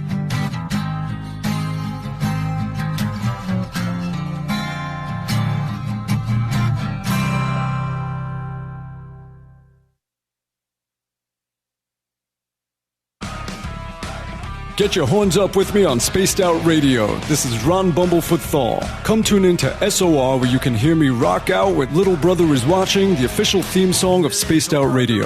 And then come on over to bumblefoot.com where you can find out about my tour schedule, my music, and everything else. Bumblefoot.com keeps you up to date on what I'm doing and the best way to stay in touch with my music and music camps.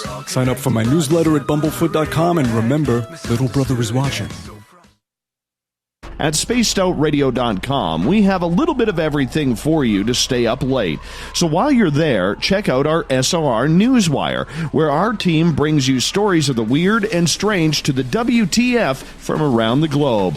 News on Bigfoot, UFOs, paranormal, Darwinian-type crime tales. It's the stories that the mainstream media usually won't touch. Well, we got them all on the SOR Newswire, only at spacedoutradio.com. We all know on Spaced Out Radio we love a good beard and mustache, so why not take care of your facial hair with Mighty Moose Beard Oil? Made in Canada, we're taking care of beards and stashes around the world. We use 100% natural ingredients with our oils and balms to make your whiskers feel silky smooth. Use promo code SOR2019 at mightymoosebeard.com today.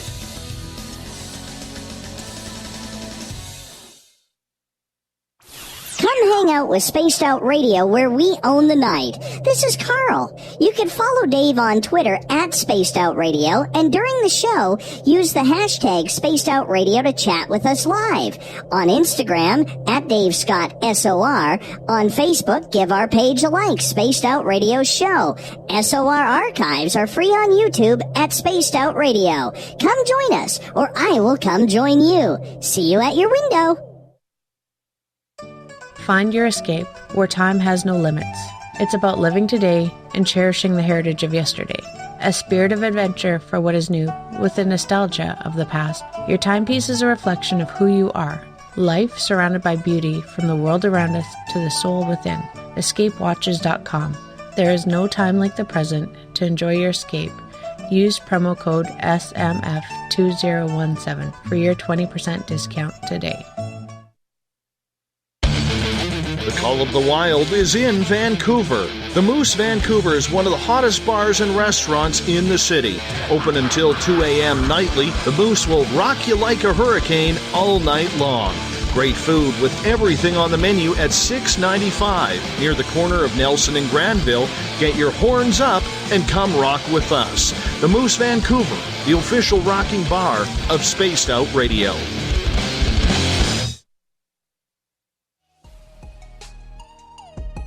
Canada's largest UFO conference is ready to roll in Toronto this September 21st and 22nd at the Alien Cosmic Expo. This year is about the experience. Listen to the stories of Dave Scott, Travis Walton, Paula Harris, Grant Cameron, Ryan Stacey, Richard Dolan, Leslie Mitchell-Clark, and more. Get your tickets now at aliencosmicexpo.com.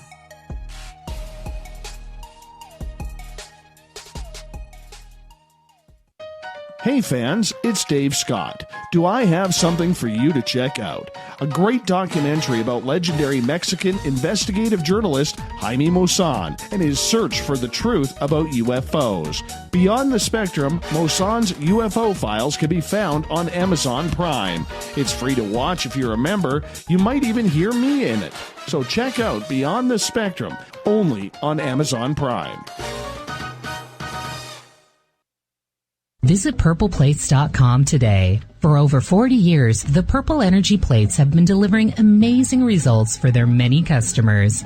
Inspired by the great genius Nikola Tesla, the harmony, healing, and energetic effects of the plates have proven over and over to be beneficial and often miraculous to thousands of customers. Check their site for daily specials and choose from their many energy products. You won't be sorry. Visit them today at purpleplates.com.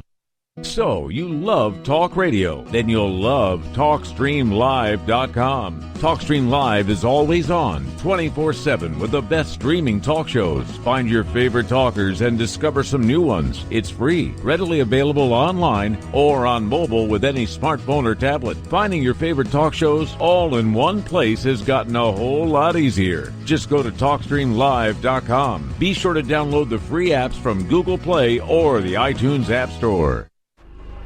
Are you having encounters with the paranormal, supernatural, or ufological that you cannot explain? Look no further than the SOR Sightlines Report, brought to you by the Experiencers Support Association. This is Ryan Stacy, head of the Research Association, TESSA. Soon on the Spaced Out Radio website, you'll be able to file your reports and have them researched for you. We are independent and ready to help Spaced Out Radio listeners today.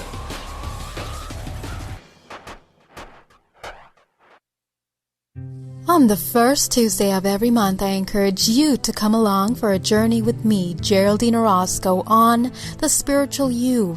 Together, we will take a look at how to access the highest expression of yourself and change your life. Consciousness, ET contact, health, and wellness, we can talk about it all. So come along for a spiritual ride with me, Geraldine Orozco, on The Spiritual You, only on Spaced Out Radio. The freedom to post what you want, when you want. That's the social media freedom you need. Social Media Freedom is the free app in your app store. No need to worry about going to jail or being shadow banned any longer. It's the freedom to say what you feel. The freedom to know Big Brother isn't watching. It's the way social media is supposed to be. Social Media Freedom. It's time to set yourself free. Download from your app store today.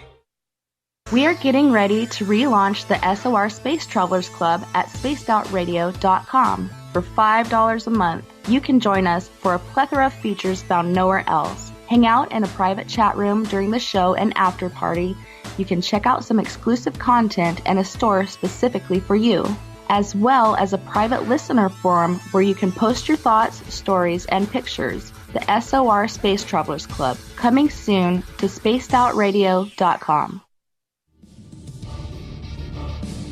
Come get spooked at the 4th Annual Forest Moon Paracon in Cedar-Woolley, Washington, Saturday, September 28th. UFOs, ghosts, aliens, Bigfoot. Speakers include Mike Morin and Jason Jordan, R. Keith Andrews, and Dave Scott from Spaced Out Radio, and so much more. There will be workshops and a VIP roundtable. Get early bird tickets now at fmparacon.com.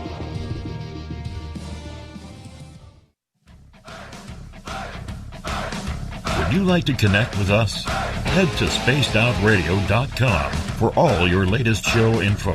Now, back to Dave Scott and SOR. Hour 3 of Spaced Out Radio is underway right now. I am your host, Dave Scott. Thank you so much for joining us. We want to give a shout out to everyone listening in on KZFX 93.7 FM in Ridgecrest, California, WQEE 99.1 FM in Noonan, Georgia, KDUN AM 1030 in Reedsport, Oregon, UPRN 107.7 FM in New Orleans, and down in Dangerfield, Texas, we're on KDNF AM 1560.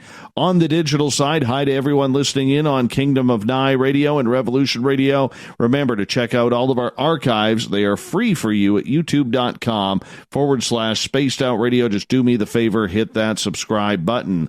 The Desert Clam has set the password for tonight in the SOR Space Travelers Club. Trigonometer. Trigonometer is your password. Use it wisely, space travelers, as the Clam sets the password each and every night right here on Spaced Out Radio. Our website is spacedoutradio.com, where we have a plethora of features for you, including a daily update on the SOR Newswire, so check back often and read up on Captain Shirk's stories. For the final time tonight, we introduce the crypto guru, Ronald Murphy, who is a stalwart on this show, talking about everything cryptids and strange when it comes to monsters and the fairy realm, and of course the Goblin universe. His website is cryptoguru.net. You can find all of his books on Amazon by typing in Ronald L. Murphy Jr. We highly suggest that you do. You will not be disappointed. Guru, thank you so much for coming back on. Yeah, and you know what? We're done, my friend. I mean, we're going to be here. It's going to seem like 3 minutes, and we're going to be all wrapped up. So, again, what was the date again in October? October 18th, correct? That'll be a Friday night where you're going to bring some Halloween stories with you. We're going to bring some Halloween stories with us. But, yeah, every time we're together, the time just flies by. But, yeah, I'll be looking forward to coming back on again in October. Excellent, and we look forward to having you here as well. Ron, one of the topics that you've also been passionate about is the Goblin universe, dealing with goblins, gnomes, gargoyles, trolls hiding under the bridges. there are a lot of interesting folklorish creatures that go back to the early centuries of Europe when it was becoming modernized and throughout the world. And these creatures have seemed to have found their way here. Where are we seeing these creatures? I want to start off with trolls because, we all remember Billy Goat's Gruff growing up as a kid, and trolls were part of a lot of fairy tales. But for many people, these weird, strange-looking creatures that live under bridges are very real. Oh, absolutely. Places like Iceland, they take this stuff very, very seriously, and they will go as far as, diverting roads away from places where they think trolls and elves live. We are only thinking about it from a very North American culture, I think, and we don't think it from a worldwide perspective. There's places in Romania today that still believes that vampires are very, very serious things. The last body that was exhumed in Romania, I believe, was in 2009. That's what made the media attention. People exhumed it because they had to drive a stake to it because they thought that it was a vampire. And that's what was reported. So when we talk about vampires, we talk about, trolls and things, we kind of laugh it off. But we're failing to understand that there's places around the world in the 21st century that still thinks that this is still happening now. And we have to take that into regard. I mean, if you're going to stop a building project, because you're fearing that there's going to be elves in the way. Or, for instance, there was a dam construction that was going on in Africa, and they had to call in witch doctors to exorcise the water because they thought that the workmen were being attacked by mermaids. These are all very true stories, and we have to put it in the vernacular, in the context of the culture in which we're dealing with. But, yeah, things of fairy tales, these might be kind of quaint little things that we tell our children before they go to bed at night. But in some parts of the world, this is very visceral and real to this very day. Are there any recent troll stories that you have heard of, maybe over the last 5, 10, 20 years, that really caught your attention that sound so unbelievable that the majority of us would just say, yeah, somebody was smoking too much or something along those lines? Well, it was interesting because it was in Pennsylvania that somebody came up and told me the story that he vividly remembers that whenever he was walking home from his friends, he had to get across this little bridge before night fell because of the troll that was living under it. Now, of course, he was looking at it through the eyes of a child, of a little guy, but he still remembers seeing, as he crossed the bridge, this creature that was kind of lurking under it, waiting for an unsuspecting person to walk across it. I mean, I like to take these stories at face value for what they were worth. I mean, he was very sincere in the story that he was telling me, but people are still all over the place. It doesn't have to be in Scandinavia. It doesn't have to be in these, icy territories. People are reporting seeing trolls even in western Pennsylvania. There's gargoyles being reported in western Pennsylvania. These things are not in a vacuum. They've kind of escaped their traditional strongholds, and they've kind of emigrated with the rest of the people around the world. They just keep on moving on. What do these trolls look like? Well, from the research that I've done on trolls and from talking to people, they could be seen almost as bald-headed ogres, some sort of, gigantic, grotesque figure. That's often a very common appearance. But they can also be hair-covered. Actually, sometimes trolls can be almost synonymous with a Bigfoot creature as well. Sometimes they exhibit magic powers. Most of the time they live on the periphery of civilization, and they will only venture into our territory to feed. A lot of times, like if we look at Billy Goat's Gruff, that's kind of a folkloric tale about something that was preying upon our livestock. But occasionally you do have tales of trolls that will feed on humans. I think whenever we talk about things, Yeah, I think when we talk about things like Jack and the Beanstalk, he meets this huge ogre, this giant up on the top that feeds on human beings. That's just part of that kind of world. And even though it seems so outlandish, the idea of a beanstalk and everything, we're talking about a person that is venturing into another world where he doesn't belong. And whenever he gets there, he is confronted with a creature that sees him as no more than a meal. Ron, that brings up a good point because, when we look back at children's fairy tales that we grew up with and other people grew up with out there in our audience, we took them as just folklore fairy tales, Mother Goose type stories. Yet a lot of these stories really had a true background. I think of Ring Around the Rosie, for instance. That goes back, I believe, to the bubonic plague, where the ashes were the burning of the bodies. Sure.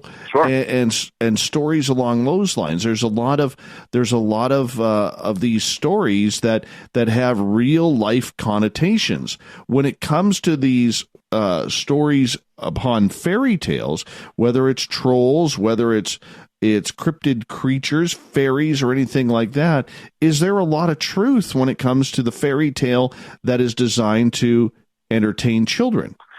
Yeah, see, invariably, when we look at fairy tales, and the way I look at fairy tales, is to see what happens. So we have a protagonist that usually leaves the comfort of their home, of their town, and they set out and they enter the woods or a magical realm. They enter into a place where they're not supposed to be. They're out of their element. And once they're out of their element, the chaos around them ensues. That's really what these tales are about. Little Red Riding Hood, for instance, we have a little girl that is taking, something to her sick grandmother. As soon as she enters the woods, she enters a new realm that she's not used to. And then we have, a werewolf sighting. This is what we have. We have a wolf that is able to communicate with her, verbalize to her, and go to the grandmother's house and, eerily enough, assume a human form. We're talking about a true werewolf tale, to think that this little girl goes to the bedroom and sees under the covers a creature that, may even be metamorphosizing before her very eyes as she sees, what big nose you have. It almost, if you read between the lines, it's almost as if the thing is transforming in front of her and she is just relating what's going on. And of course you have somebody come in that's been hunting this creature for a while, which is an interesting take on the story as well too. Sometimes it's a woodsman, but in some versions of this story, you actually have a hunter that has been tracking this creature and finally comes to Grandma's house and confronts this creature and is able to slay it. What else are we supposed to make of it? But we tell it very innocently, but at the end of the day, we are dealing with some sort of lycanthropic creature that this little girl has an encounter with. Very true. Very true. Are there other telling stories from the fairy or cryptid realm that really stand out from these children's fairy tales? Yeah, I think that, whenever we talk about fairy tales with that particular,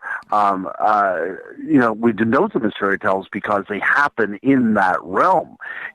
Whenever I talk about the Goblin universe, I talk about a world of high strangeness, of something that we simply cannot explain away.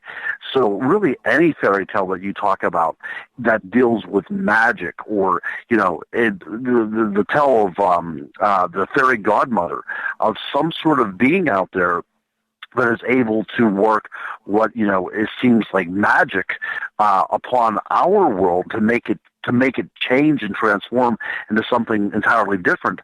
That is the epitome of all fairy tales, that there is some otherworldly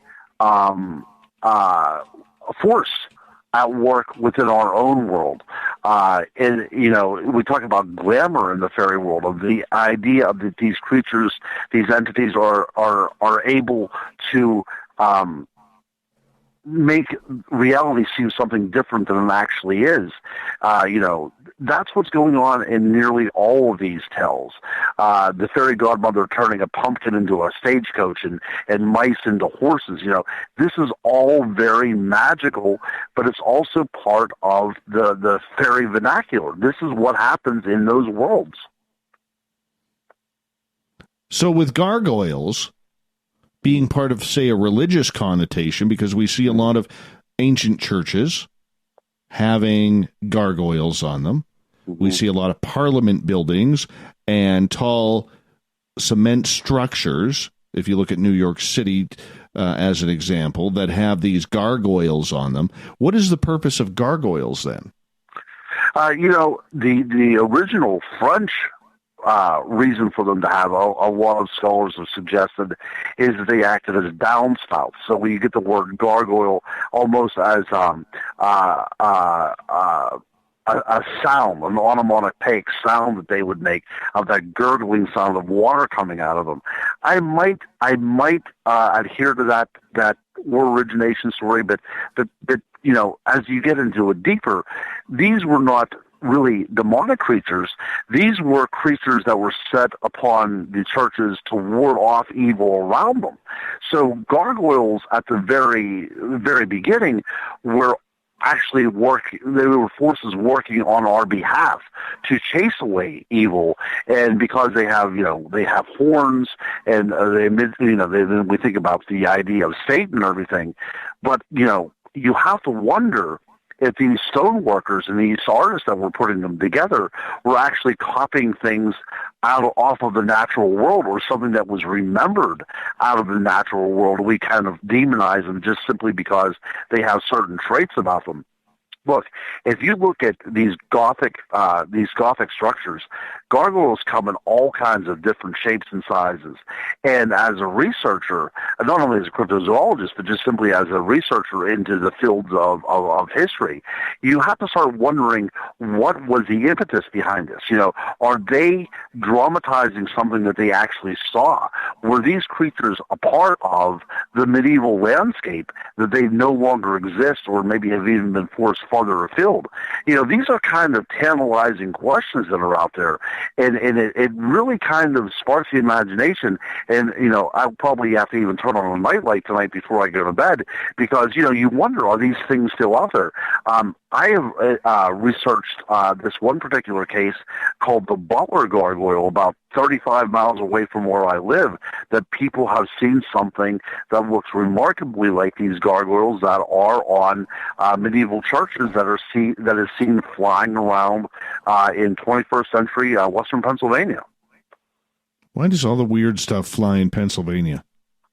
I don't know what Pennsylvania is. I think that we might be in some sort of, whether it's a ley line or whether it's a particular thing about the geology in this area, but for whatever reason, things are manifesting themselves because of some sort of energy associated with this place.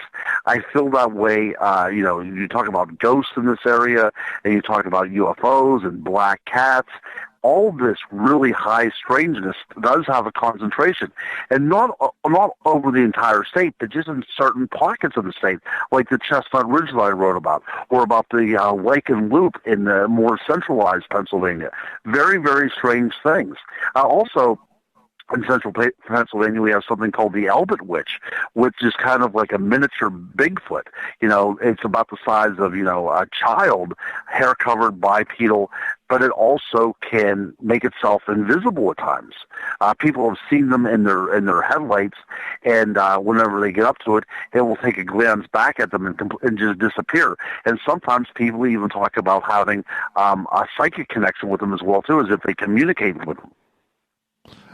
Ron, our thought of the day today was a question that I put up, and I'm curious to get your response to it, was, have you ever been tracked by a cryptid creature? Have you ever been tracked? Well, the first time that I was ever out on a serious dogman investigation. And this was an area where the idea that werewolves might exist was a common thread for at least a half a century in this particular. So we were looking at a hotspot for legends, at least legends of this creature. Now, it's an interesting tell, and I'll try to make it fairly brief. But it was around midnight, the witching hour, and what had happened was a light glitters on. That's the only way I can describe it. It's as if it kind of flickered on, and it stayed on for a moment, and then it flickered back out. It looked almost like a road flare in that kind of intensity, but it was a bright white light. And it looked almost like a light that was made up of a lot of sparks.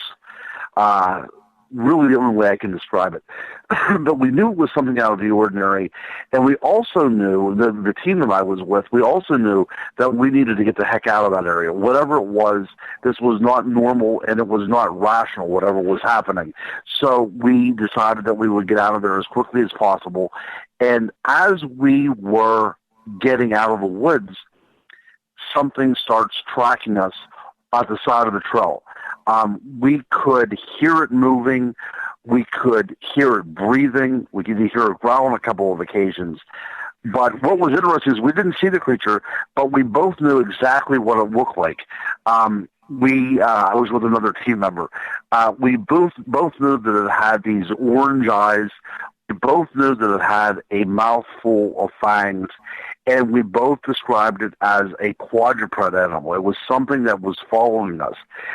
We went into separate rooms after the investigation, and we talked about it, and we drew pictures about it. So he didn't know what I was talking about, and I didn't know what he was talking about. But at the end, we came together, and our reports matched about 98% detail in every way. Now, what I have to ask after all this stuff, was that light that we seen glowing, was that flickering light, could that have possibly be a portal that was opening and this creature stepped out of? See, so there's a lot of different things that happened in that particular event, and that's really what had me starting to write the Unexplained World of Chestnut Ridge, because that's where it happened. So I felt as if I was stalked by, for lack of a better term, the Dogman. And that's the only way I can explain it. Ronald Murphy is our guest tonight on Spaced Out Radio. Guru, we only have you for about another 2.5 minutes on the show tonight. And the crappy part about you coming on the show is it goes way too fast. It goes way too fast. And I never like that, because our conversations are always so deep, so interesting, and you really, really do take the cryptid world to a real different level than most people, my friend.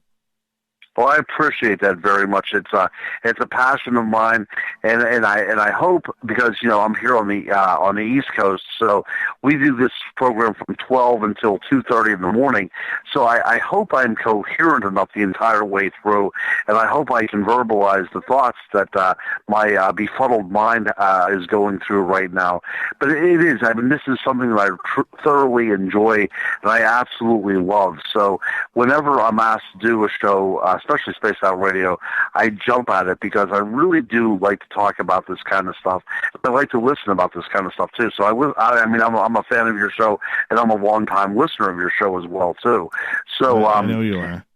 Yeah, so it's just one of those things. I mean, you'll see me in the chat room from time to time, but for the most part, I'm a listener. If I'm really being an insomniac, I'll jump in the chat room and start asking some questions. But I like to have you guys on. But yeah, I mean, it's just, like I said, it's just one of those passions for me, and I thoroughly enjoy it the whole way around.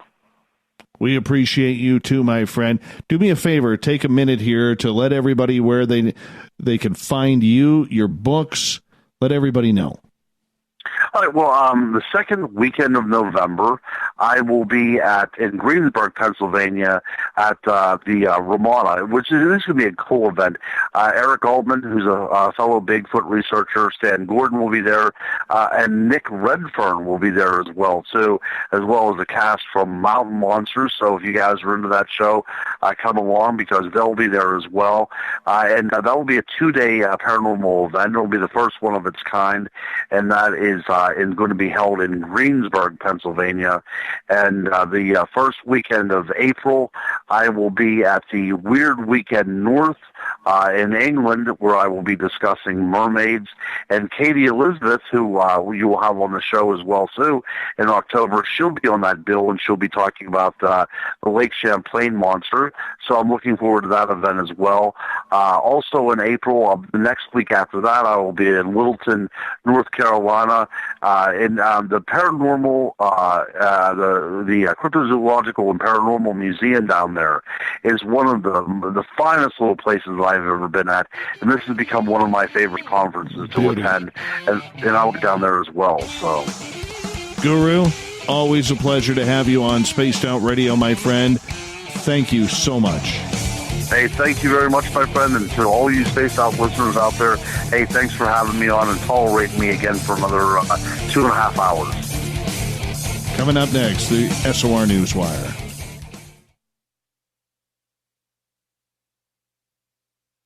Coming soon to our website, spacedoutradio.com, is the SOR Space Travelers Club. For just $5 a month, you can get into a private area on our site where you can hang with other listeners in our chat room, post in our forum, and check out a bunch of exclusive content and store that won't be found anywhere else, including a nightly after-show party with Dave. It's going to be the best $5 a month you're going to spend. The SOR Space Travelers, only at spacedoutradio.com. Are you having encounters with the paranormal, supernatural, or ufological that you cannot explain? Look no further than the SOR Sightlines Report, brought to you by the Experiencers Support Association. This is Ryan Stacy, head of the Research Association, TESSA. Soon on the Spaced Out Radio website, you'll be able to file your reports and have them researched for you. We are independent and ready to help Spaced Out Radio listeners today.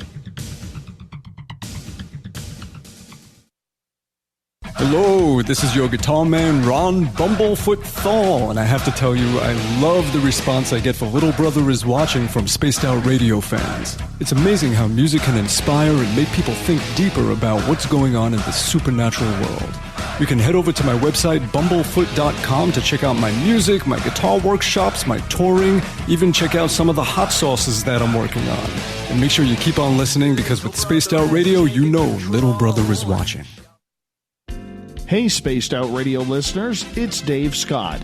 I want you to check out a great documentary I'm involved in called Beyond the Spectrum, Mosson's UFO Files. Directed by Darcy Weir, the film follows Jaime Mosson's journey for mainstream journalistic truth in ufology in Mexico. Beyond the Spectrum can be found on Amazon Prime. If you're a member, watch it free. It's worth the watch.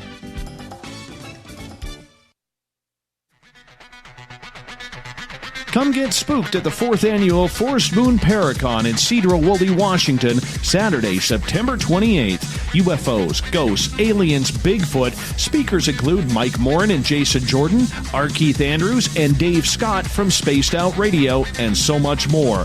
There will be workshops and a VIP roundtable. Get early bird tickets now at fmparacon.com.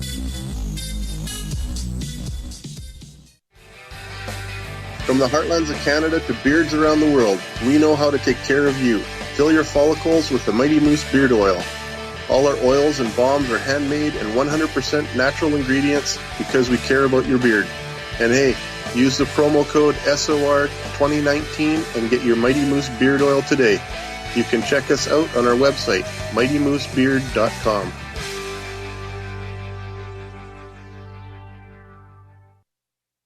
Heading to Vancouver and looking for a night on the town? The Moose Vancouver is the bar that never stops rocking until 2 a.m. every night. The Moose has great food with everything on the menu from $6.95 to $8.95. Fantastic, vibrant staff and rock and roll that will bring you back to when the music was real, the hair was long, and the guitars were rocking. Get your party on at the Moose, Vancouver, the official party bar of Spaced Out Radio. A timepiece is a reflection of who you are, and what better way to show off the real you than with an Escape watch? Escape is a lifestyle brand accessorizing your days and nights. Choose to escape and create the life of discovery that you deserve. Dream, play, unite with your own personalized Escape watch. Head to escapewatches.com. There is no time like the present to enjoy your escape. Use promo code SMF2017 for your 20% discount today. Coming up this September 21st and 22nd, all UFO eyes will be focused on Toronto for the 4th annual Alien Cosmic Expo. Come listen to some of the biggest names and experiencers in ufology. Travis Walton, Paul Hellyer, Richard Dolan, Paula Harris, Grant Cameron, Randy Kramer, and Spaced Out Radio's own Dave Scott. Tickets are on sale now at aliencosmicexpo.com.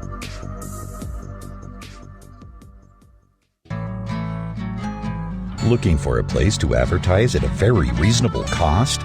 Look no further than Spaced Out Radio.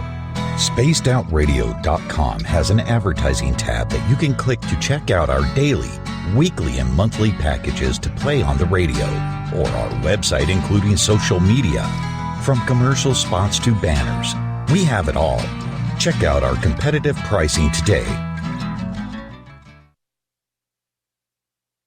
Every night on Spaced Out Radio, we have places for you to hang out. Hi, this is Carl. Join our SOR Space Travelers group on Facebook for live chat. On Twitter, using hashtag Spaced Out Radio. You can also join us in our Spreaker chat room.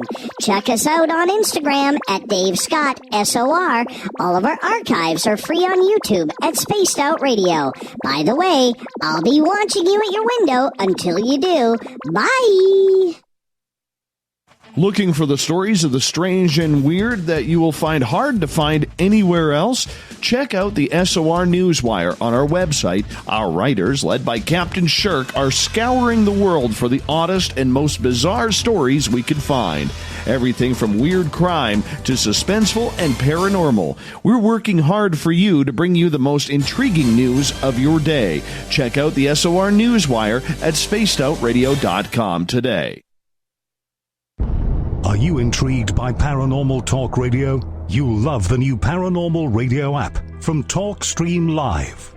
You'll find a great selection of talk shows covering UFOs, ghosts, strange phenomena, and much more. Download the Paranormal Radio app now and start listening to the very best in paranormal talk entertainment, including the network you're listening to right now, the Paranormal Radio app, free in Google Play and the iOS App Store.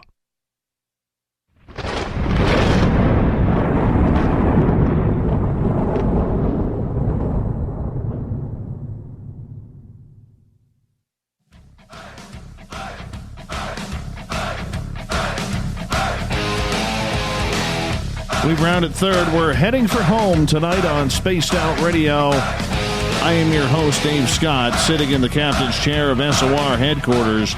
Good to have each and every one of you with us. Remember, if you miss most of this show or others, you can always go to our YouTube channel, youtube.com/Spaced Out Radio. Just do me the favor, hit that subscribe button. Our website is spacedoutradio.com, where we have a plethora of features for you, including reading up on Captain Shirk's SOR Newswire.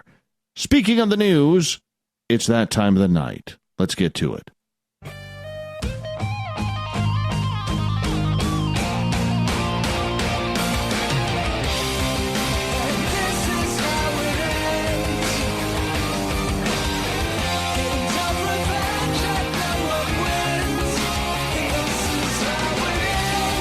The news is always changing, which is why we bring you the SOR Newswire at the back end of every show.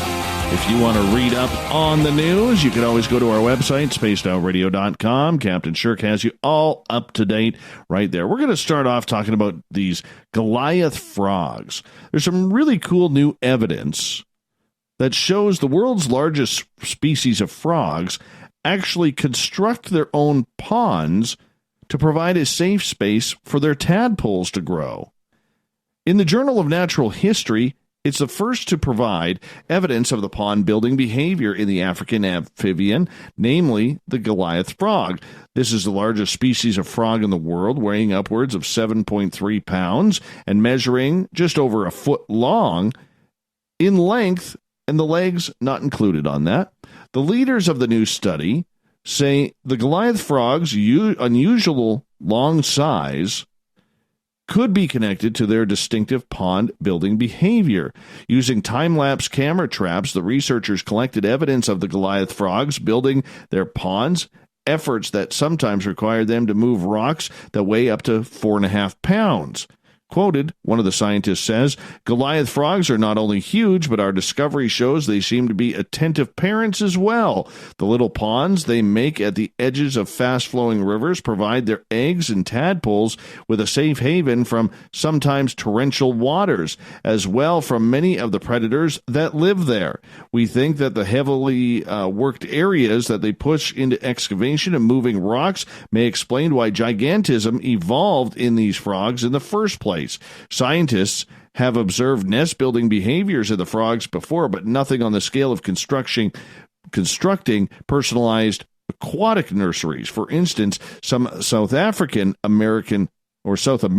species dig holes in which they deposit their eggs. In most of these cases, the tadpoles remain in a mass of foam created by their parents. The only other species that does anything remotely similar to the Goliaths is the South African bullfrog, which digs a channel to another pond to prevent the pool from drying out.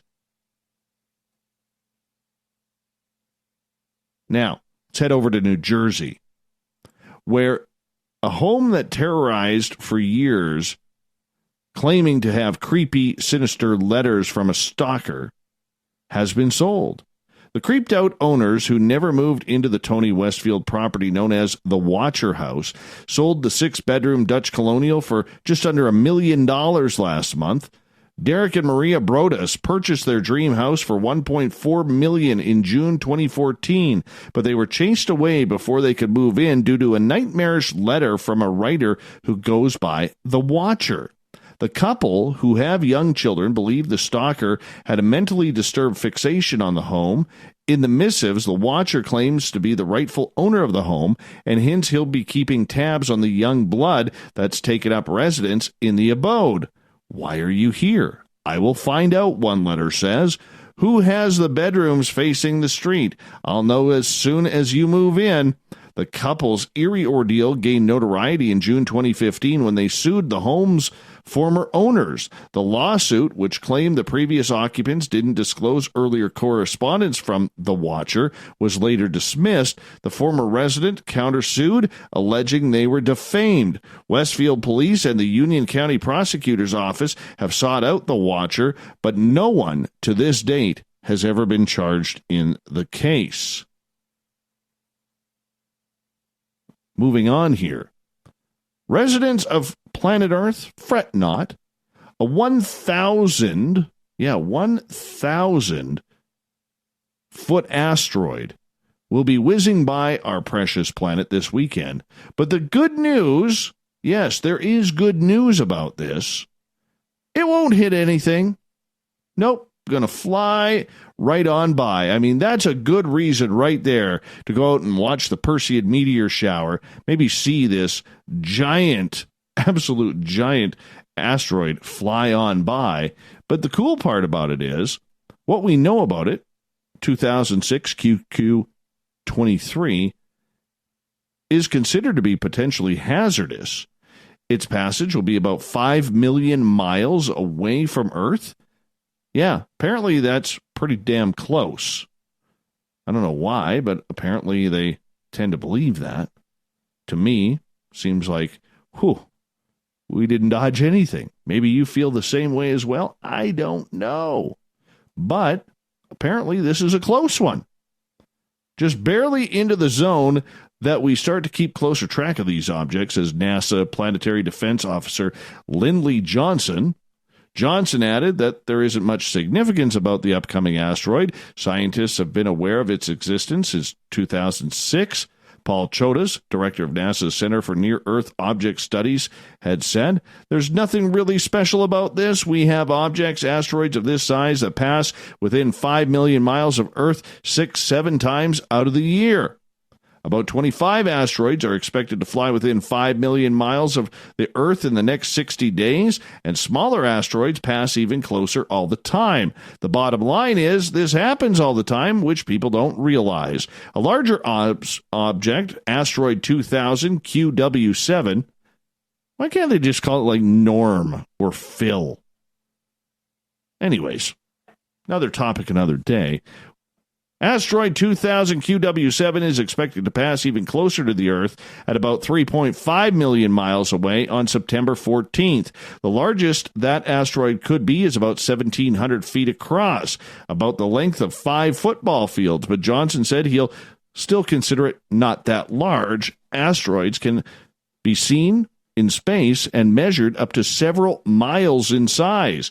Asteroids don't pose any danger to the Earth unless it's on track to hit it directly. Scientists using ground-based telescopes can detect the asteroids as they near the planet, but the distance in which they are able to detect them depends on the size and the brightness of the object. A large dark asteroid would have to be a lot closer to us than the asteroid of the same size that is brighter. A bright one may be found sooner than a dark one. That kind of makes sense, doesn't it? Yeah. Here's a cute story. Yeah. Let's head over to Belgium, where the park is celebrating right now.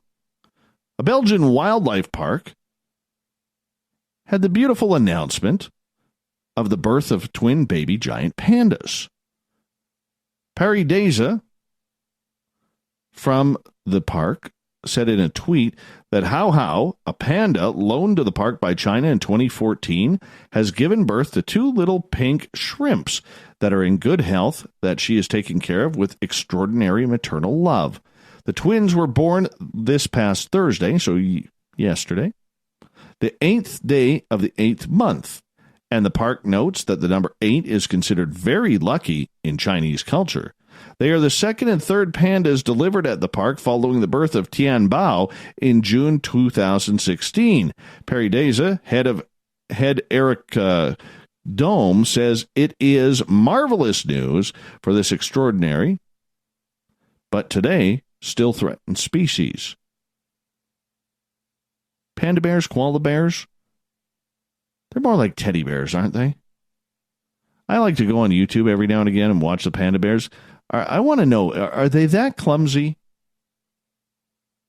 Are they that clumsy? Or do they just act that way? Who knows? Well, August is regarded as Meteor Month, boasting one of the best displays of the year, the 2019 Perseid meteor shower, the most famous of all meteor showers. These meteors never fail to provide an impressive display, and due to the shower's summertime appearance, the Perseids tend to provide the majority of meteors seen by non-astronomy enthusiasts. This year, the shower will peak in the pre-dawn hours of Tuesday, August 13th, so if you want to stay up late, you can do that.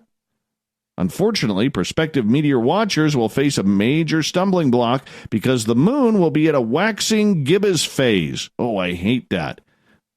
You know, I really do. Waxing. I didn't know the moon waxed itself. At the time, the satellite will turn full on Thursday, August 15th. This means the moon will seriously hamper the viewing of this year's Perseids display. Bright moonlight will flood the sky for almost the entire night, playing havoc with any serious attempts to see the meteors. The moon will no doubt wash out all but the brightest of these swift streaks, which will appear to emanate from the northeast part of the sky, where there's no bright moon to interfere. Oh, northwest as well, people. I get a good view of these. I will be outside right after the show checking it out. A single observer in a location free of any bright lights, like Canada, northern Canada that is, and a wide open view of the sky will be able to see up to 50 to 100 meteors per hour. Those who live in big cities and brightly lit suburbs would, of course, see much less. We are pointing our fingers at you. Yeah, you. So, anyways, check it out this weekend. It's free entertainment. All you got to do is stay up late. It's always enjoying. Always enjoying. All right, moving on. This is a weird one. Surveillance video at a Walmart captured a man driving a golf cart through the Hillsborough County store. On Thursday afternoon, deputies were called to the Walmart for reports of a man on a golf cart blocking the liquor store entrance, refusing to leave, and demanding to speak with a manager. This is the same Walmart where a Walmart worker's son was arrested for threatening to shoot up the store just days previous. Deputies began speaking to the man on the golf cart, Michael Hudson. While speaking with deputies, Hudson suddenly accelerates through the heavily congested pedestrian area in the front of the store toward the main entrance, nearly striking numerous pedestrians who ran to avoid being hit. Deputies reportedly ordered Houston to stop, but he continued at a high rate of speed. It's a golf cart, for God's sakes. They only go 15 miles an hour, 10 miles an hour, high rate of speed? Anyways, he crashed the golf cart through the glass front doors of the main store entrance. Deputies say Hudson continued accelerating the golf cart into the checkout area of the store, and several patrons were hit. Many others had to jump out of the way. Brandon Daniels was one of several customers who were forced to dodge the speeding golf cart. Either the exit sign or the sporting goods sections to get a weapon. I didn't know, Daniels said. At first it was unbelievable. It was something you wouldn't expect. Hudson ultimately crashed into the cash register. Nearby deputies took him down by tasering him. He was first taken to Tampa General Hospital for injuries sustained in the crash. How hurt could he be? It's a golf cart on a flat surface. Golf cart. Anyways, not only did he put himself into danger, he also put people around him in danger, and it could have been my 3-year-old, says Daniels. Well, of course it could have been. It always could have been. It might have been your dog, too. Anyways, he's charged with trespass after warning, resisting arrest without violence, criminal mischief, which is a felony, and multiple counts of aggravated battery, aggravated assault with a motor vehicle. Investigators say Hudson's charges could change as they review the surveillance video to determine if and how many customers were hit by the golf cart. And finally, I saved the best for last tonight, people. In the Kenyan parliament, there was an ominous odor around. A heated debate about market stalls was disrupted by a foul smell and furious finger pointing at a Kenyan regional assembly this past week. Honorable Speaker, one of us has polluted the air, and I know who it is, Julius Gaia reported. Yeah. But the member he accused of farting is said to have replied, I am not the one. I cannot do such a thing in front of my colleagues. Hoping to clear the air, the Assembly's Speaker, Edwin Kakach, then instructed members to step outside and take a break from the chamber. Reports say he even asked officials to bring in air fresheners to make it a pleasant smell. Get whatever flavor you wish to find in any office, he said, whether it's vanilla or strawberry. We cannot continue. Can you imagine him slapping the desk? I'll do it with it.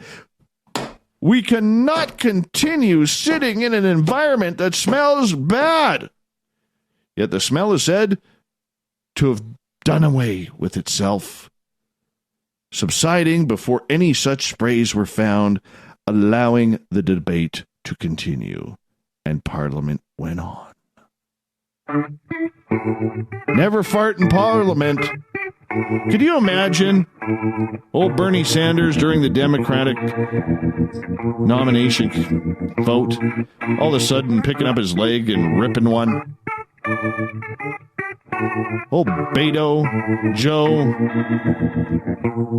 they'd have issues with that. Thought of the Dave happens every night at this time. where we post a question on our Facebook and Twitter pages, then read your responses on the air because we love the audience participation around here. I'm still laughing over that one. Yeah, have you ever been tracked by a cryptid creature? Apparently they have in Kenya's parliament.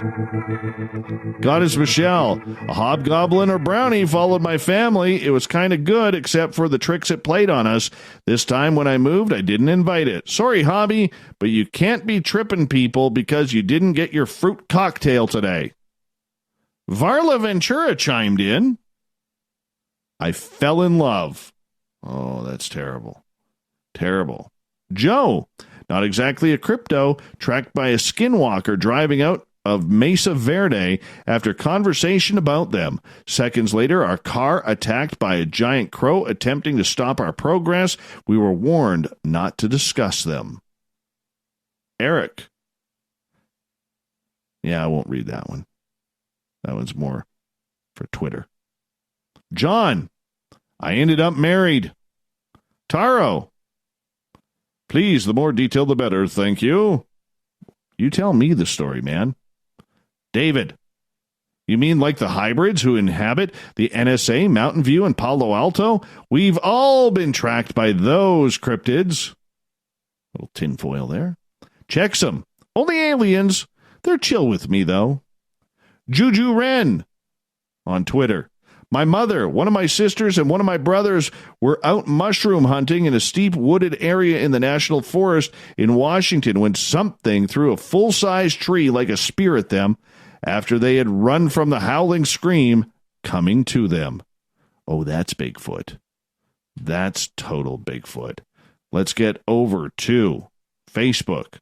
William Pullen. No, unless you count my second ex-wife. Jeanette. I think many would be in denial because so many times they can't be seen. Amber. Fairies. And not sure if we're stalked or just happen to be in the right place at the wrong time, but a skinwalker as well. And who knows about Sasquatch? Alfred claims he was stalked by both Bigfoot and Dogman. Different occasions, of course. Dave. I don't know, have I? Only the cryptids would know. Sleepy Dave. My ex. Need I say more? Oh, no, you don't. No, you don't. Daryl. Yes. And I escaped. I would like some details on that. Jamie. Of course. And I had to get a restraining order on her. Oh, all the men. A little sour tonight in here. Brian. Yes, Dogman, Bigfoot, Elementals, Elders. They've all tracked me down. Edie. Dave, you already know my Sasquatch stories. Oh, yes, we do. Finally, I get through one of these where not a single person said their ex-mother-in-law. I think our audience is starting to grow up a little bit. I really do. Except how many of you were laughing at the Kenyan Parliament story? Let's be honest. Put your hands up. Hey, I want to say a big thank you to everybody for participating in the Thought of the Dave and... of course, that being on Twitter and on Facebook. Really appreciate you guys doing that. I love reading your responses on the air. Makes it so much more fun, so make sure you keep it on up. Big thanks to Captain Shirk for putting together the SOR Newswire that I read every single night. Makes it a lot of fun, especially when you get the stories like the Kenyan Parliament. I don't know, that's my sick, boyish humor there. And, of course, the crypto guru, Ronald Murphy, for coming on in to talk cryptids all night long. The Guru will be back in October on Friday the 18th, where we are going to talk about some creepy Halloween stories. We got Mr. Ron Bumblefoot Thal rocking in the background with Little Brother is Watching. Bumblefoot is the official music of Spaced Out Radio, rocking us in and out of every single show. Get your horns up for the guitar god himself. Special thanks to everybody listening in at home, in your cars, at work, in our chat rooms on Spreaker, Revolution Radio, the SOR Space Travelers Club on Facebook, LGAB, and of course, at hashtag Spaced Out Radio on Twitter, wherever you may be. Remember, this show is copyright by Spaced Out Radio and SOR Media Ventures Limited.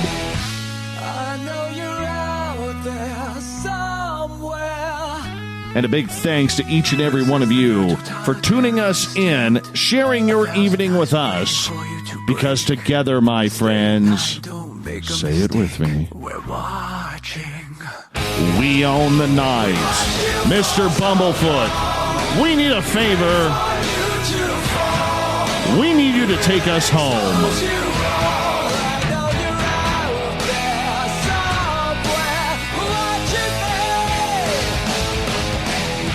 Good night, everybody. Have a good one.